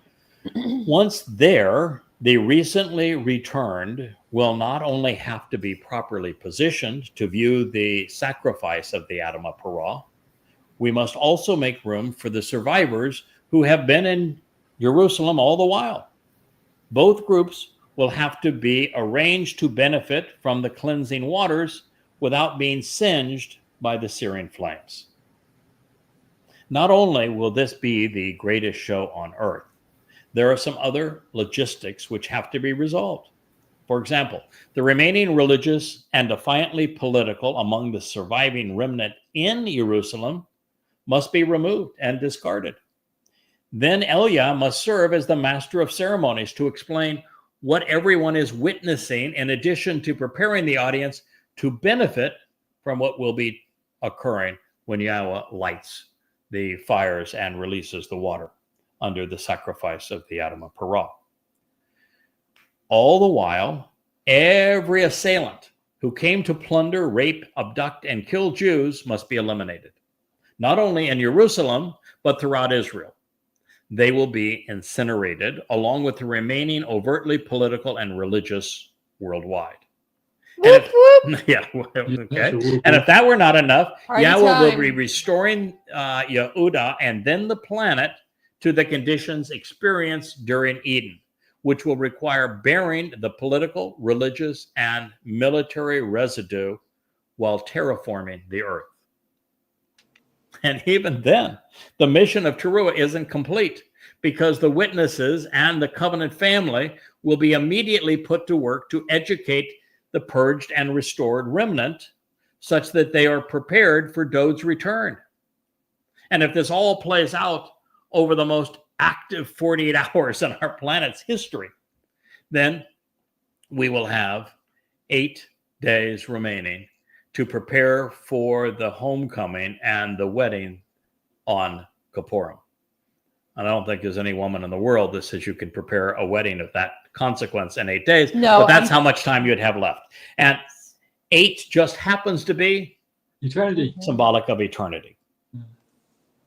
I still want to put in a complaint. 8 Okay. days to put together a wedding. Not very well. Third, should the imposition of the Islamic State that is gouged out of the heart of Israel occur in the year prior to Shabuwa in 2027, say on Shabuwa in 2026, then the brutal siege foretold as Alaska 2.0 and Yoel and Yashaya may commence on June 9th, 2 days prior to this in 2027. And fourth, this timeline was offered when a year was comprised of 1229.5 lunar day months, which resulted in a 354 to 360 day year. This pronouncement was 5 centuries before the Julian calendar and 2,200 years prior to the Gregorian calendar that I use for these calculations. Therefore, to be accurate within 40 hours, 2,500 years in advance, and through 3 calendar iterations, that's pretty spectacular. I'd say. Yeah. Therefore, with the minuscule difference between 1,298 versus 1,300 days explained and resolved by any one or a combination of the preceding, we are afforded two options regarding the timing of the Shabuwa harvest. It will either occur on May 22nd, 2026, which is the realization that the time of trouble then begins the following year. So the Shabuwa has to take place a year before the time of trouble begins. I don't think that's the case.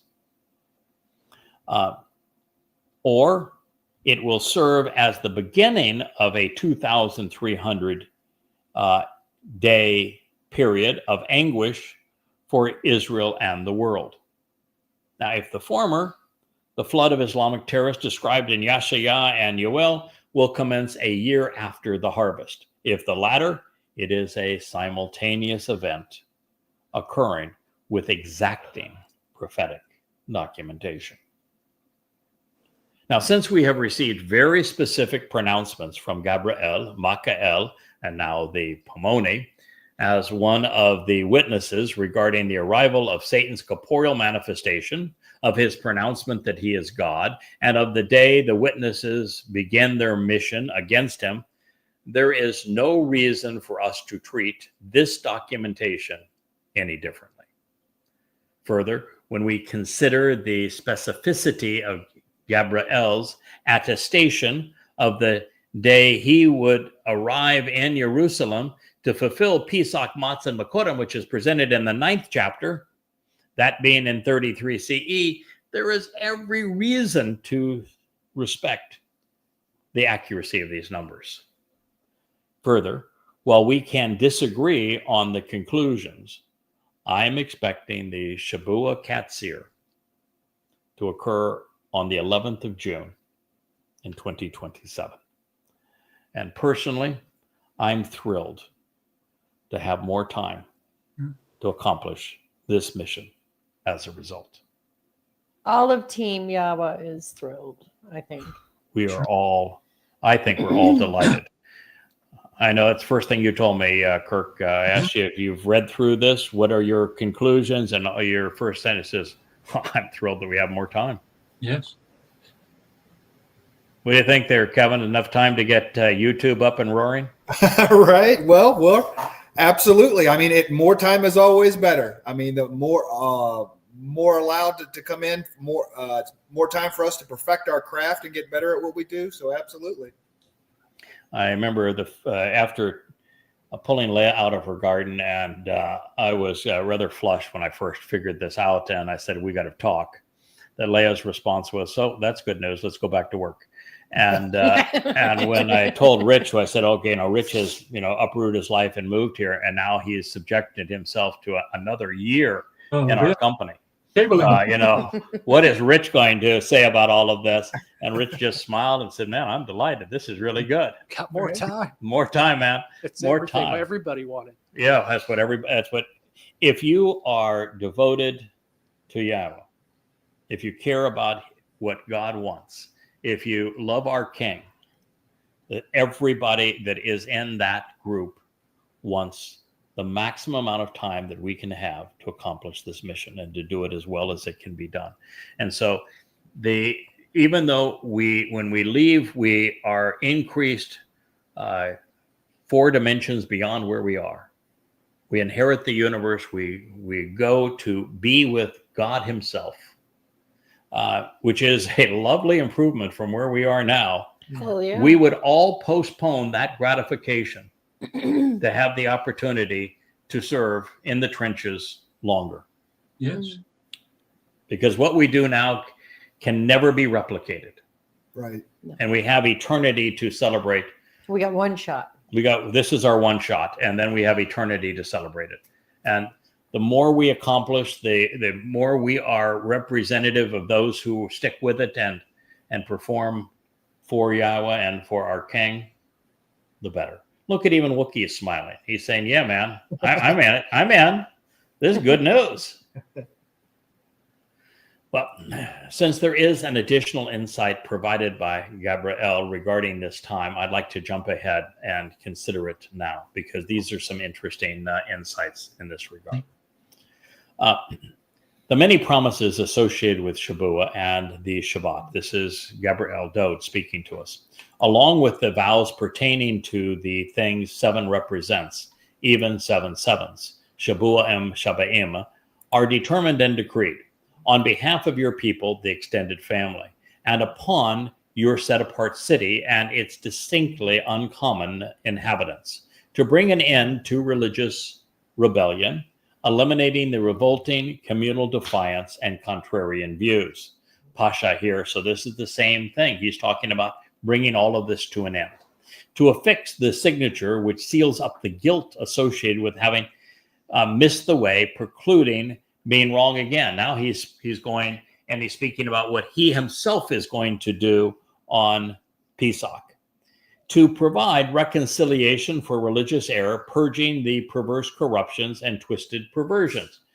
Both Dode and Yada contribute in this case. To arrive with and to bring that which is eternally right, always correct, forever accurate and honest, thereby attaining everlasting deliverance and vindication, which now that is a Teruah event. To provide a personal seal and signature to revelation, confirming and completing these communications, and to prophecy, while anointing the most set apart.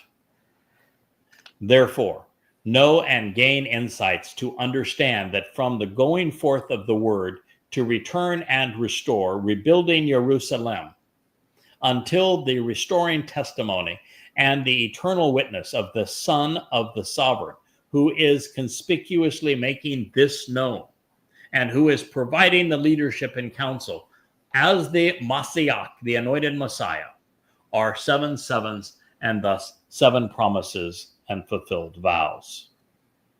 Therefore, in 62 weeks, she will be restored, and she will be rebuilt to establish and fortify the way, to grow and expand by being diligent and decisive in a troubled time of oppression.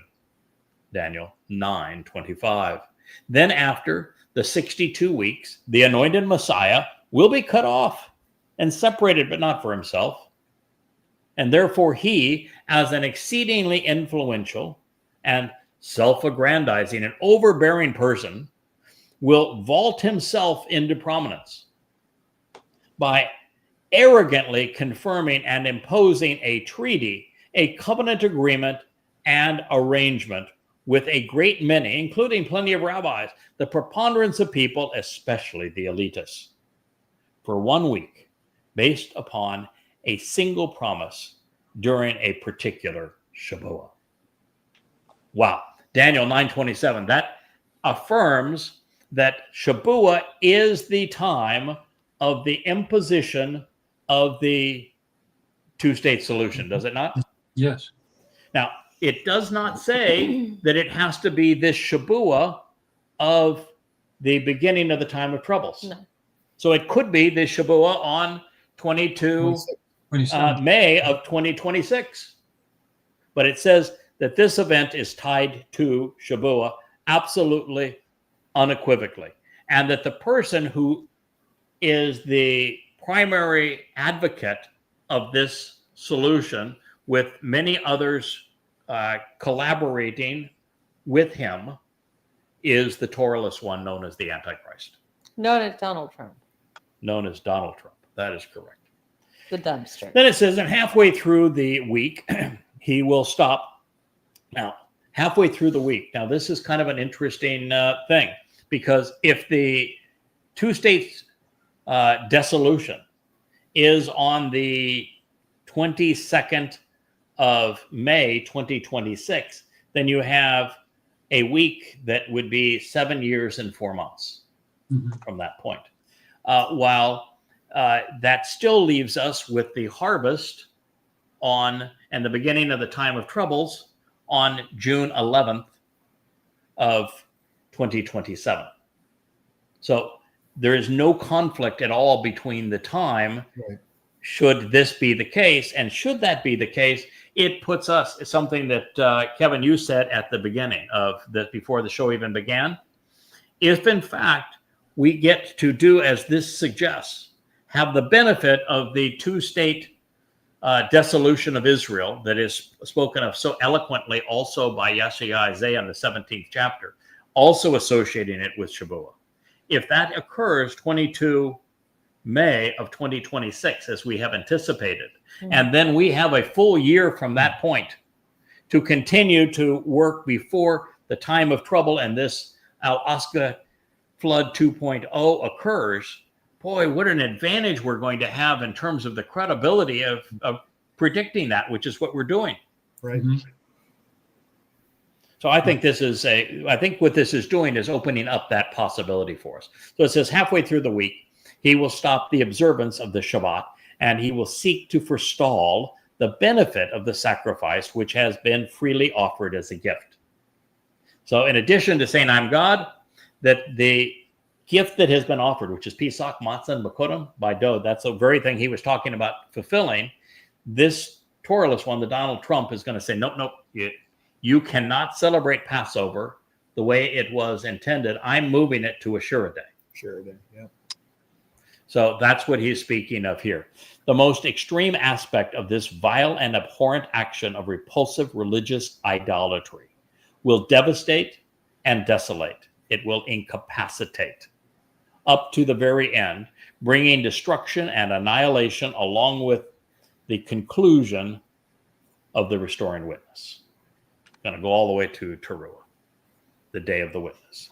And it will occur quickly and decisively with determination and decrees, profusely poured out upon the deserted, desolated, and destroyed, who are astonished and stupefied, and who will perish because they are too stunned to respond. Daniel 9:27. Well, that certainly affirms everything that we have said thus far, doesn't it? Yes, sir. What a beautiful way to put a bow on it. Thank you, Dode. So this statement by Dode as Gabriel serves as an absolute affirmation of Shabuwa as the starting point of the time of trouble and as the point that the two-state solution will be imposed. But it also speaks of the great abomination occurring halfway through the week. And that just cannot be precise. That is a general term, because whether it's 7 years and 4 months or it's 6 years, 3.5 months, we know that it's actually 3.5 years from the end, but it can't be 3.5 years then from the beginning with those two times that we have. So this is a general term where 2,300 days, that's about as specific as it gets, right? So it's a general term here, speaking of the week. And therefore, both dates remain in play, and perhaps for different purposes, with the June 11th fulfillment of Shabuwa being the one more likely to fit the harvest and the precise precision of 2,300 days versus a halfway time during a week. Now, digging a little deeper, the Palmoni not only stated that the time of trouble would last 2,300 days, he did not mention, however, Shabuwa, just as Gabriel didn't mention Teruah as his concluding date, but he did mention Shabuwa. So we're required to do our own reconnaissance. And for that, we should turn to my buddy, Yeshaya. And I think we have just enough time to cover this. 15 minutes left for our 2-hour family hour. We got a whole other year. What are you talking about? Just enough time. There we go. You're right. Plenty of time. Yeah. Giddy up, my Palmoni. Yeah, my Palmoni. I'm going to be ridden with that Palmoni thing for the next year or two. Well, how could Yahweh do that to me? First, he calls me a daggone red heifer, a girly cow. Oh, Jewish. Shoot. He just called you Palmoni. And now I called you my and little now- Palmoni. and now a little you have to have a sense of humor if you're going to work with Yah. That's right.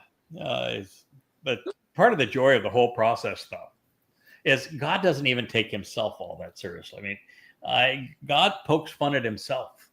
And he is so daggone approachable and so funny that, if you're going to spend time with him, you're going to recognize there's a reason that God picked Elia, because he's sarcastic as heck. And so is God.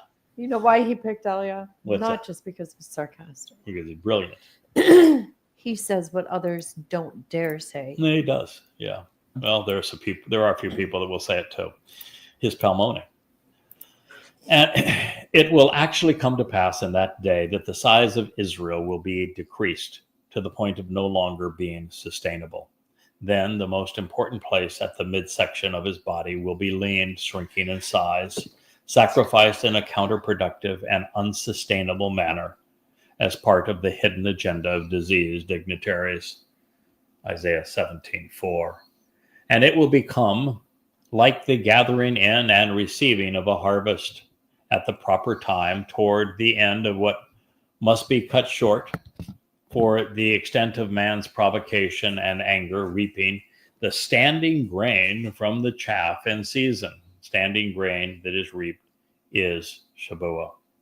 Cutting it away so as to remove it from a vexing time of grief, thereby establishing and validating the prominent and mature grain, which is the very word for the wheat's harvest.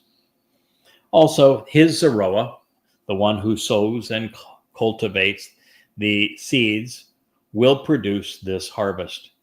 Palmoni also has the nun in it that speaks of this very factor.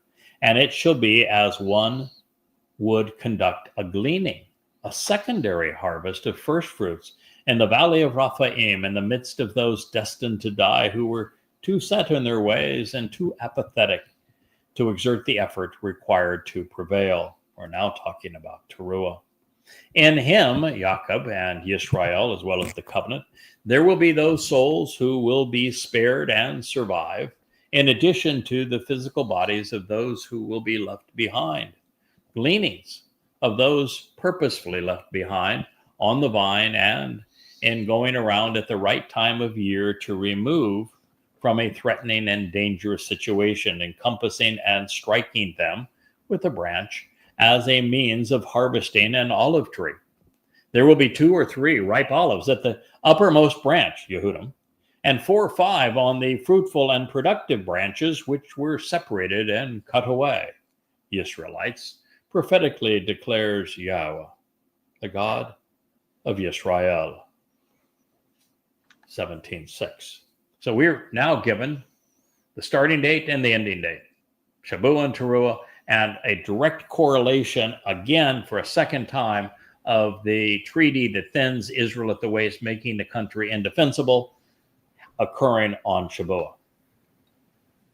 So specific. Now also, this is an announcement and a warning to everyone who thirsts. Choose to walk towards the water. The Mem and Palmoni, toward the source of the cleansing and life. And then let the one who wants to enjoy the benefits of the relationship do so without cost. We don't charge for anything, because the path to walk to get the most enjoyment out of life does not require anybody to pay anything. Everything we have to offer, including these 35 books, are free in their entirety. Go to yadayah.com. You have been given the opportunity to go about acquiring food, being nourished, choosing to procure and obtain which is needed to be nourished, and also wine without any money and milk without remuneration and compensation. God used these because the rabbis charge a fortune for their blessing to make them kosher. So please explain, why do you spend continually paying out money for that which is not actually nourishing, such that your labor is not satisfying and produces nothing of lasting value? Why are you rabbinic? Why are you into Judaism with all of its rules? It's where you're giving up your money for nothing, is what Do you God know is how much? asking. Do you know how much it costs to kosherize a kitchen? Oh, it's a fortune. What is the? Just to bless the pots and pans. Oh, I want to bless pot and pans. They $300 up to $5,000 to kosherize your kitchen. Sweetheart, I'll bless your pans for That's right. a good meal.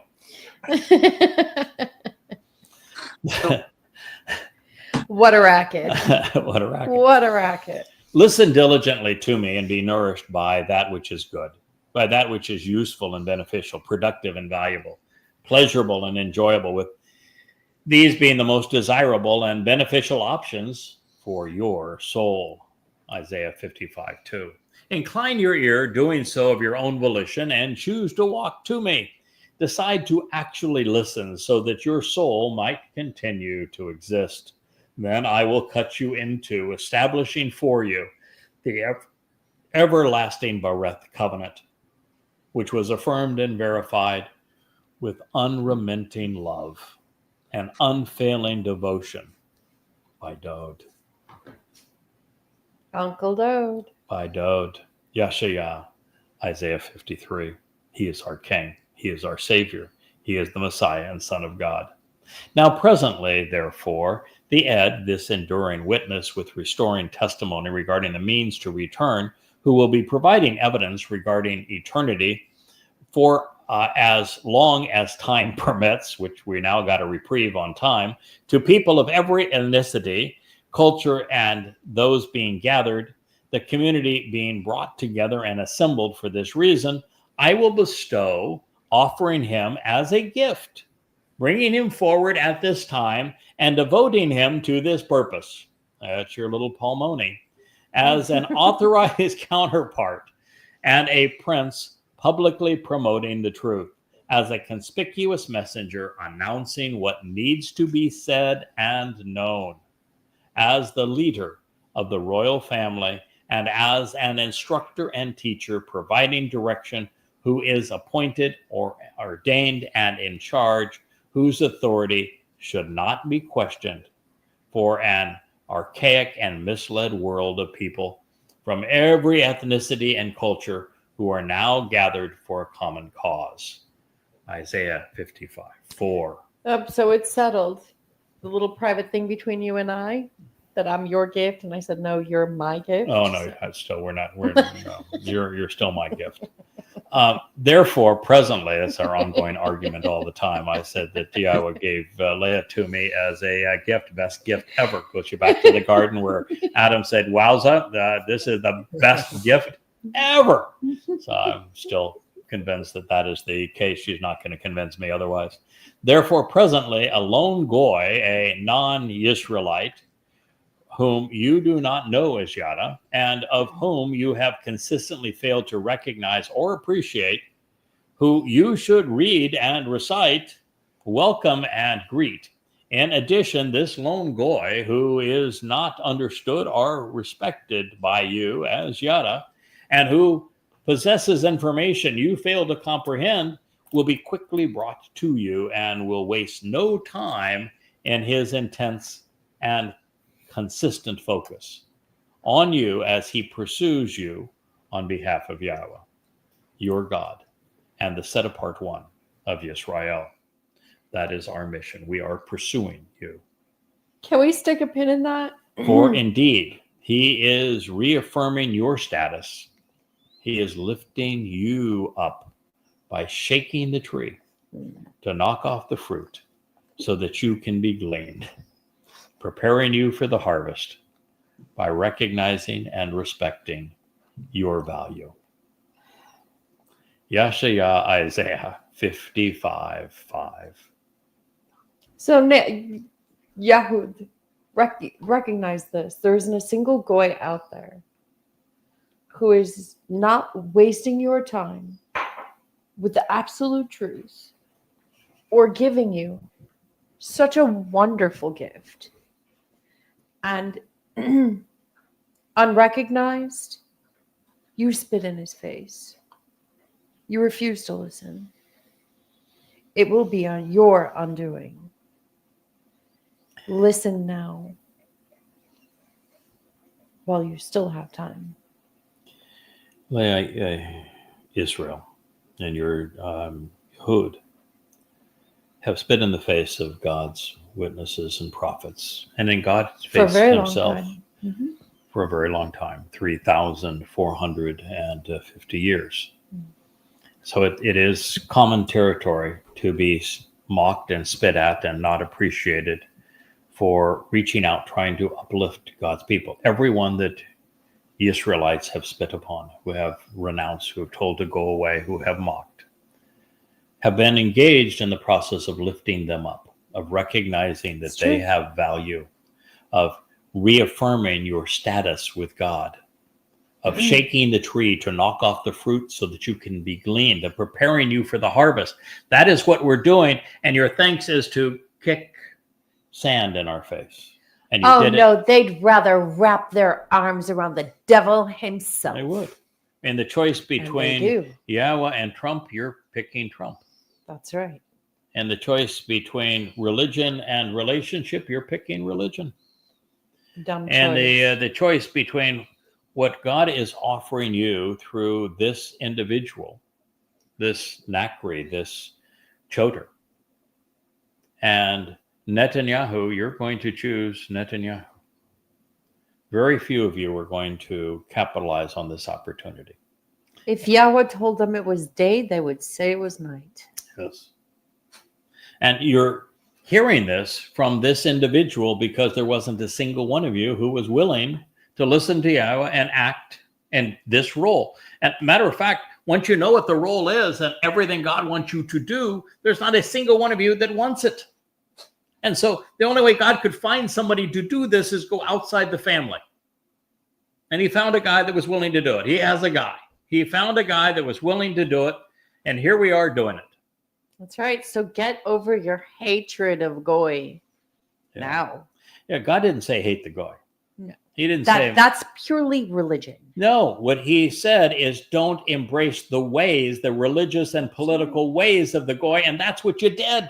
You embraced their political and their religious ways, and then you demeaned the people. That's the opposite of what God told you to do. It's kind of like when God said, Shama Yisrael. Yahweh is your God. Yahweh is one. And rather than Shama listening, you yabber at him. And then you changed his name from Yahweh to Adonai. You got it all screwed up. Ask backwards. Now, in this case, the reference to standing grain, it depicts Shabuwa, while the gleaning of olives speaks of Teruah. And so by recognizing these final Moedim at the commencement and conclusion of the time of trouble, we have established the bookends of this fateful time. Everything is set into motion. Those who survive following the fulfillment of Shabuwa will witness the rise of Satan to international prominence with the two-state solution, the beginning of the time of Yaqub's troubles, a flooding of Islamic jihadists into the land and the ensuing terror, the return of the witnesses, the great abomination, where all things Kodesh set apart and important to Yahweh are replaced with Satan's preferences as he announces that he is a God.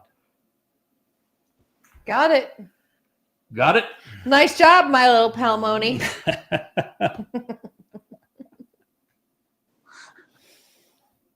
Anything that you would like to add about going to mock the Palmoni while he's here? Not following that, no. The wife can get by with such things and just receive a smile and return. My little box can get just ripped off. Yeah. Well, the wonderful thing about all of this is that when you recognize this is the most difficult job in the universe, I think I've shared this job is within a gnat's eyelash of being impossible. Mm-hmm. Yahweh tried, didn't get it done. Moshe tried, didn't get it done. Dode tried, it's too much for him too. The prophets and tried. So there wasn't a single prophet that prevailed. Yeah. And so now with time running out, God says, this is my guy. I got a guy. This is my guy. He's going to do this. And this time we're going to prevail. Now, he did stack the deck. He gave me the 7 spirits of Yahweh. And that's a lot to go on. But And in the midst of all of this responsibility and pressure, would you just say, oh my God, could you make this just like a little bit easier, please? And maybe a little less conspicuous, because, you know, the more conspicuous you make this, the more prophecies you have about it, the more vulnerable I become. So can you tamp it down a little bit? But Yahweh responds. No, that's the recalcitrance of the people. Yeah, but Yahweh responds. They need to heap upon because they don't get it. Yeah. And you could tell them over and over about Yahweh's name, and they'll do the same thing that they do to me. They'll do to you. Yeah, it's just like when I went to Yahweh after 10:7, and I said, I understand that Prophet of Doom is the answer, but Prophet of Doom I know needs a rewrite. I knew only 1% of what I know now when I wrote that book. But oh my God, you don't want me to go back to that, please, because that was hell. Yep. Rewriting that book. It was already 1,000 pages. And so I asked God, do I have to go do that? And he says, I've taken care of you, now take care of my people. He has a way of just sitting in that little needle and twisting it, and you say, okay, I get the point. We're going to be rewriting Prophet of Doom, which became the 5 volumes of goddamn religion. And all the way through, Yahweh has a way of making it fun. When Leah and I were sitting there prior to a show, and we were talking about the Teruah harvest, and I asked God if we, once we're gone, if Asher could come with us, what happens with Asher? And his response is, where do you think you're going? So where do you think you're going? And you find out on Teruah, I'm not going anywhere, man. We still didn't get an answer about the dogs, though. Yeah, but well, we did actually, because Koleb was one of the 2 people led into the promised land. But that's a man. But Koleb means dog. So that's God, you're reaching, pal. That's a really, really good answer as far as I'm concerned. That is good. That is good. Yeah, if a lamb can be Dode, if a lamb can be Dode, if a bull can be Yada, then absolutely Koleb can be, yes. That is correct. That is correct. That is what he represents. So I'm viewing that as a win. I'm going with that as a win. But all the way along, that God does 2 things. One is he keeps it fun by keeping you humble, by giving you, Palmoni or that sort of thing. But the other thing he does is he ups the ante. Every time you just get comfortable, it's okay, I can deal with that. Okay. You want me to be a Choter? You're giving me 7 spirits. Okay, I can do that. And then you read it, it says, a Nakar. Wait a minute. Everything this Nakar said, people need to listen to and do? And you want me to fulfill that kind of, that's way too much pressure. And then you say, okay, well then there's 3 Zero, and you're one of the 3 Zero. Well, I can't live up to that. I mean, those guys were the greatest in your story. No way. Oh, then he throws out, by the way, you're the Ides of March. What? The Ides of March gets slaughtered. Full stop. I mean, what? And just when you think, okay, all right, I can live with all of that.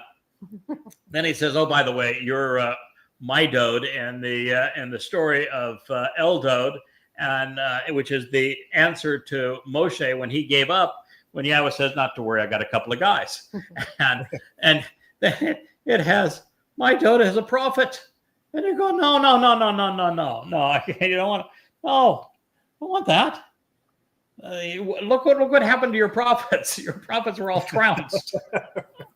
No. Welcome to the family, sir. And then you find out in this kind of thing with Michael and the Palmoni that you've been brought back in time to serve as a prophet. But I gave that answer.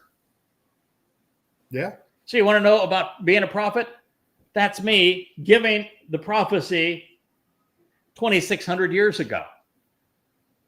And when you say, well, that's not possible, you weren't even alive. Wait a minute. So it's okay for Yahweh to take someone like Elia and Dode forward in time so that they can do a prophecy, but he can't take somebody back in time to do one. Right. So you're saying that Yahweh only has control of time in one direction? I never said that. I know. But for that argument, I know it's hard to put our heads around. Yeah, but no, it doesn't. For that argument, what you're saying is that God can time is malleable for God relative to souls to bring them forward in time, but never back in time. That's not logical. That's not logical, is it? No. So we just have to get with. But then, it just every time we turn around, God is upping the ante. It was only you who painted yourself in the corner saying, I'm not a prophet. Yes, true. Not Yahweh. Yeah, it's You true. did that to yourself. I did that to myself. Yes, you did. I did that to myself. Mhm. But that's what God does. He ups the ante. And it's kind of like, okay, your job is to clear the obstacles between here and heaven for my people so that they have a raised pathway to get home. And you have to clear all of the obstacles away. And just when you get the last obstacle cleared away, oh, by the way, here's another 10. Now, I don't want you to get too comfortable because, we have a lifetime of doing things together. I'm expecting big things. So here's Did you read set. my post on Facebook about getting comfortable? Yeah. God wants us to continue to achieve all that is possible, and is saying, I know I Get can't comfortable with being uncomfortable. Yeah, I can't give you everything at once. And part of this too is something that is just so essential to understanding the nature of the covenant and what God created in this universe.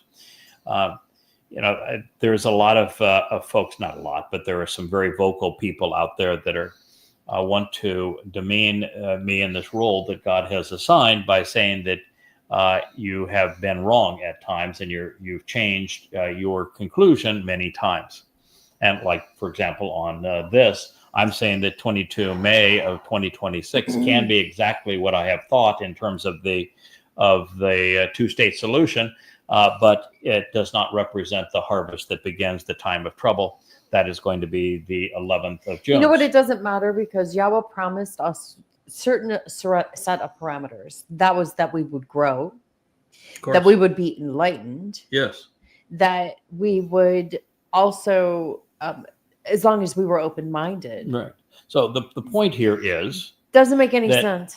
that if God provided anyone, Moshe, Abraham, Dode, myself, any one of the prophets, a complete data dump where all they are now is their functional robots.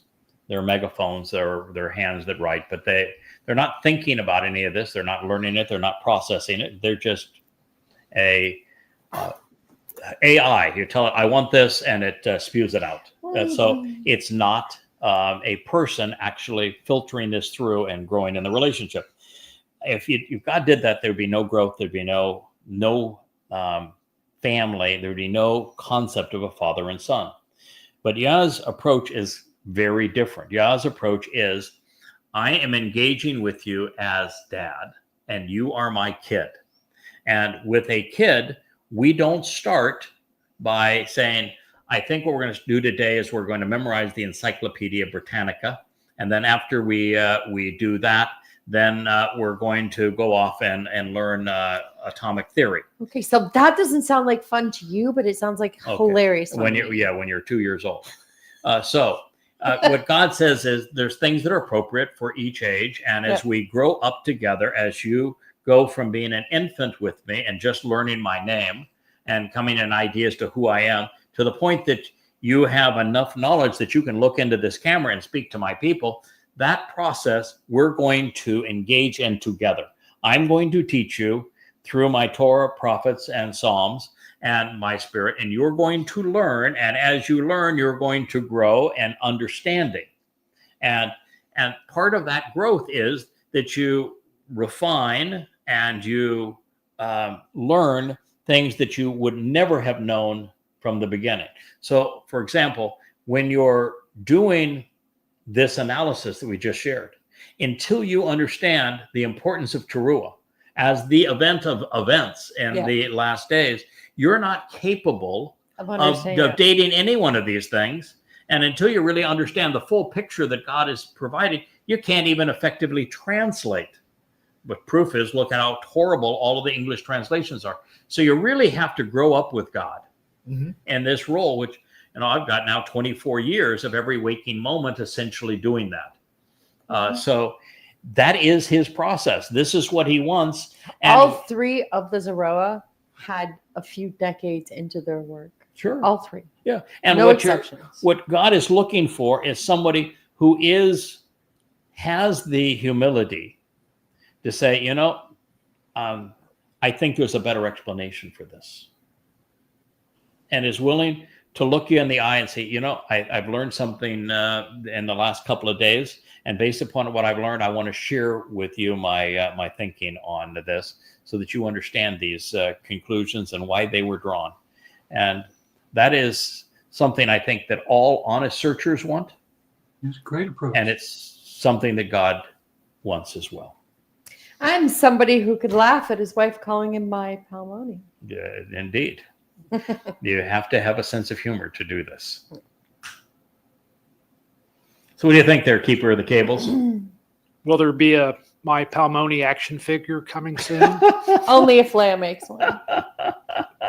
I can Which see may. I can see the song on the Palmoni. Oh, don't give her any ideas. Oh boy, I it. tell you what, after the red heifer, the Palmoni was just that's just perfect. You're welcome. You're welcome. And before we go, Thank you, God. I would like to announce that we do have a new song coming out, and we're going to premiere it on the Yahweh blog channel, which is the one with the blue background and the menorah. And so when we're done here, hop on over to the YouTube channel and check it out. Yes. So we have the king up this there. This song is dedicated to my friend Donald Trump. First week in it, and we are experimenting with a variation of approaches to YouTube, and this is because, and this is something we're going to do for most everyone now, joins this live chat on Facebook, because we've had such a wonderful reception on Facebook. Mm-hmm. And we want to continue to post news related items and to have a family environment here on Facebook. But when you reach 5,000 friends on Facebook, it's just, done. You can have some followers, but it's essentially done. Mm-hmm. You've reached what you can do. And so we can use it as a wonderful family platform, but we're not going to reach more people through Facebook. No. I'm running ads now on Facebook, and in terms of bringing more people to this message at marginal utility. Yep. And so on X, different strategies with and YouTube on X, it's a highly hostile environment. I'll continue to work at it, but it is exceedingly hostile. Mm-hmm. And so I need to back away from it somewhat, because for our education as a covenant family and for my mental health, I have to spend a significant amount of my time in the Word of Yahweh, translating it, contemplating it, pushing the boundaries of what we can know so we can be more effective. That is what I am best at. And now I'm writing for these shows. So I'm not, even though I'm very close to having an entire new volume ready to go, I'm essentially writing for these programs. That is what we've just shared with you. So that's what we intend to do, which means that the biggest opportunity for us of upward growth is on YouTube. And we have a wonderful channel, the Yahweh channel, that is managed by Stephen, and he has done a wonderful job for us. Yes, we have the Ameth channel that is managed by Charles, and he has also been spectacular for us. But we have some new channels on like Insta and the rest that are coming up. The two new channels I have neglected just because there's not enough time in the day to pursue them, and X and Facebook, and also translate and do these in the Yahweh blog. And Kevin has now taken one of those two channels, one being a backup and the other one prime, which is the Yahweh blog. So you'll find the Yahweh blog on the Yahweh blog. And what we eventually want to do is to move most of the chat room communication that is part of this show over to the Yahweh blog channel. Yes. And from the lives and to pursue it, because there is unlimited growth potential on YouTube. And then by referring between the three channels, that Charles has, that Stephen has, that he's managing for us, and this one, Kevin, that you're managing, then we will all, the tide is going to lift all of these ships. And I think this is our tremendous opportunity. We also have some wonderful covenant members that are contributing and putting these shorts on TikTok. Mhm. And I think we even have some Instagram presence now. We're growing nicely on Rumble, and we'll continue that. And so there's a lot of things that are going on now that are really wonderful. And I'm just so glad that we have now the time to pursue them. All right. We've now gone past 15 minutes past our 2-hour mark. 2-hour mark. Yeah. He's a verbose man. So I thank all of you for Say good contributing. night, my Palmoni. It's, good night, my Palmoni. Of course. My sweet Leia. All right, gentlemen. Thank you. It's nice to see you in my pool, Kevin. I know I invited you for a visit. I didn't think it would be so soon. And Captain Kirk, take care of your lovely wife. We think the world of Sylvia. Say hi to Sylvia. She for has us. such a great attitude and is so sharp with the wit that she's a real treasure. And we look who came to say goodbye. we enjoy. Oh, the Wookiee came up for one last salute. This is the Wookiee salute. He was smiling there for a while. So Wookiee says goodbye. Asher says, I'm here too. I'm wagging my tail. So Shabbat Shalom.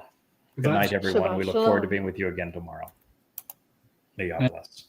Shabbat shalom.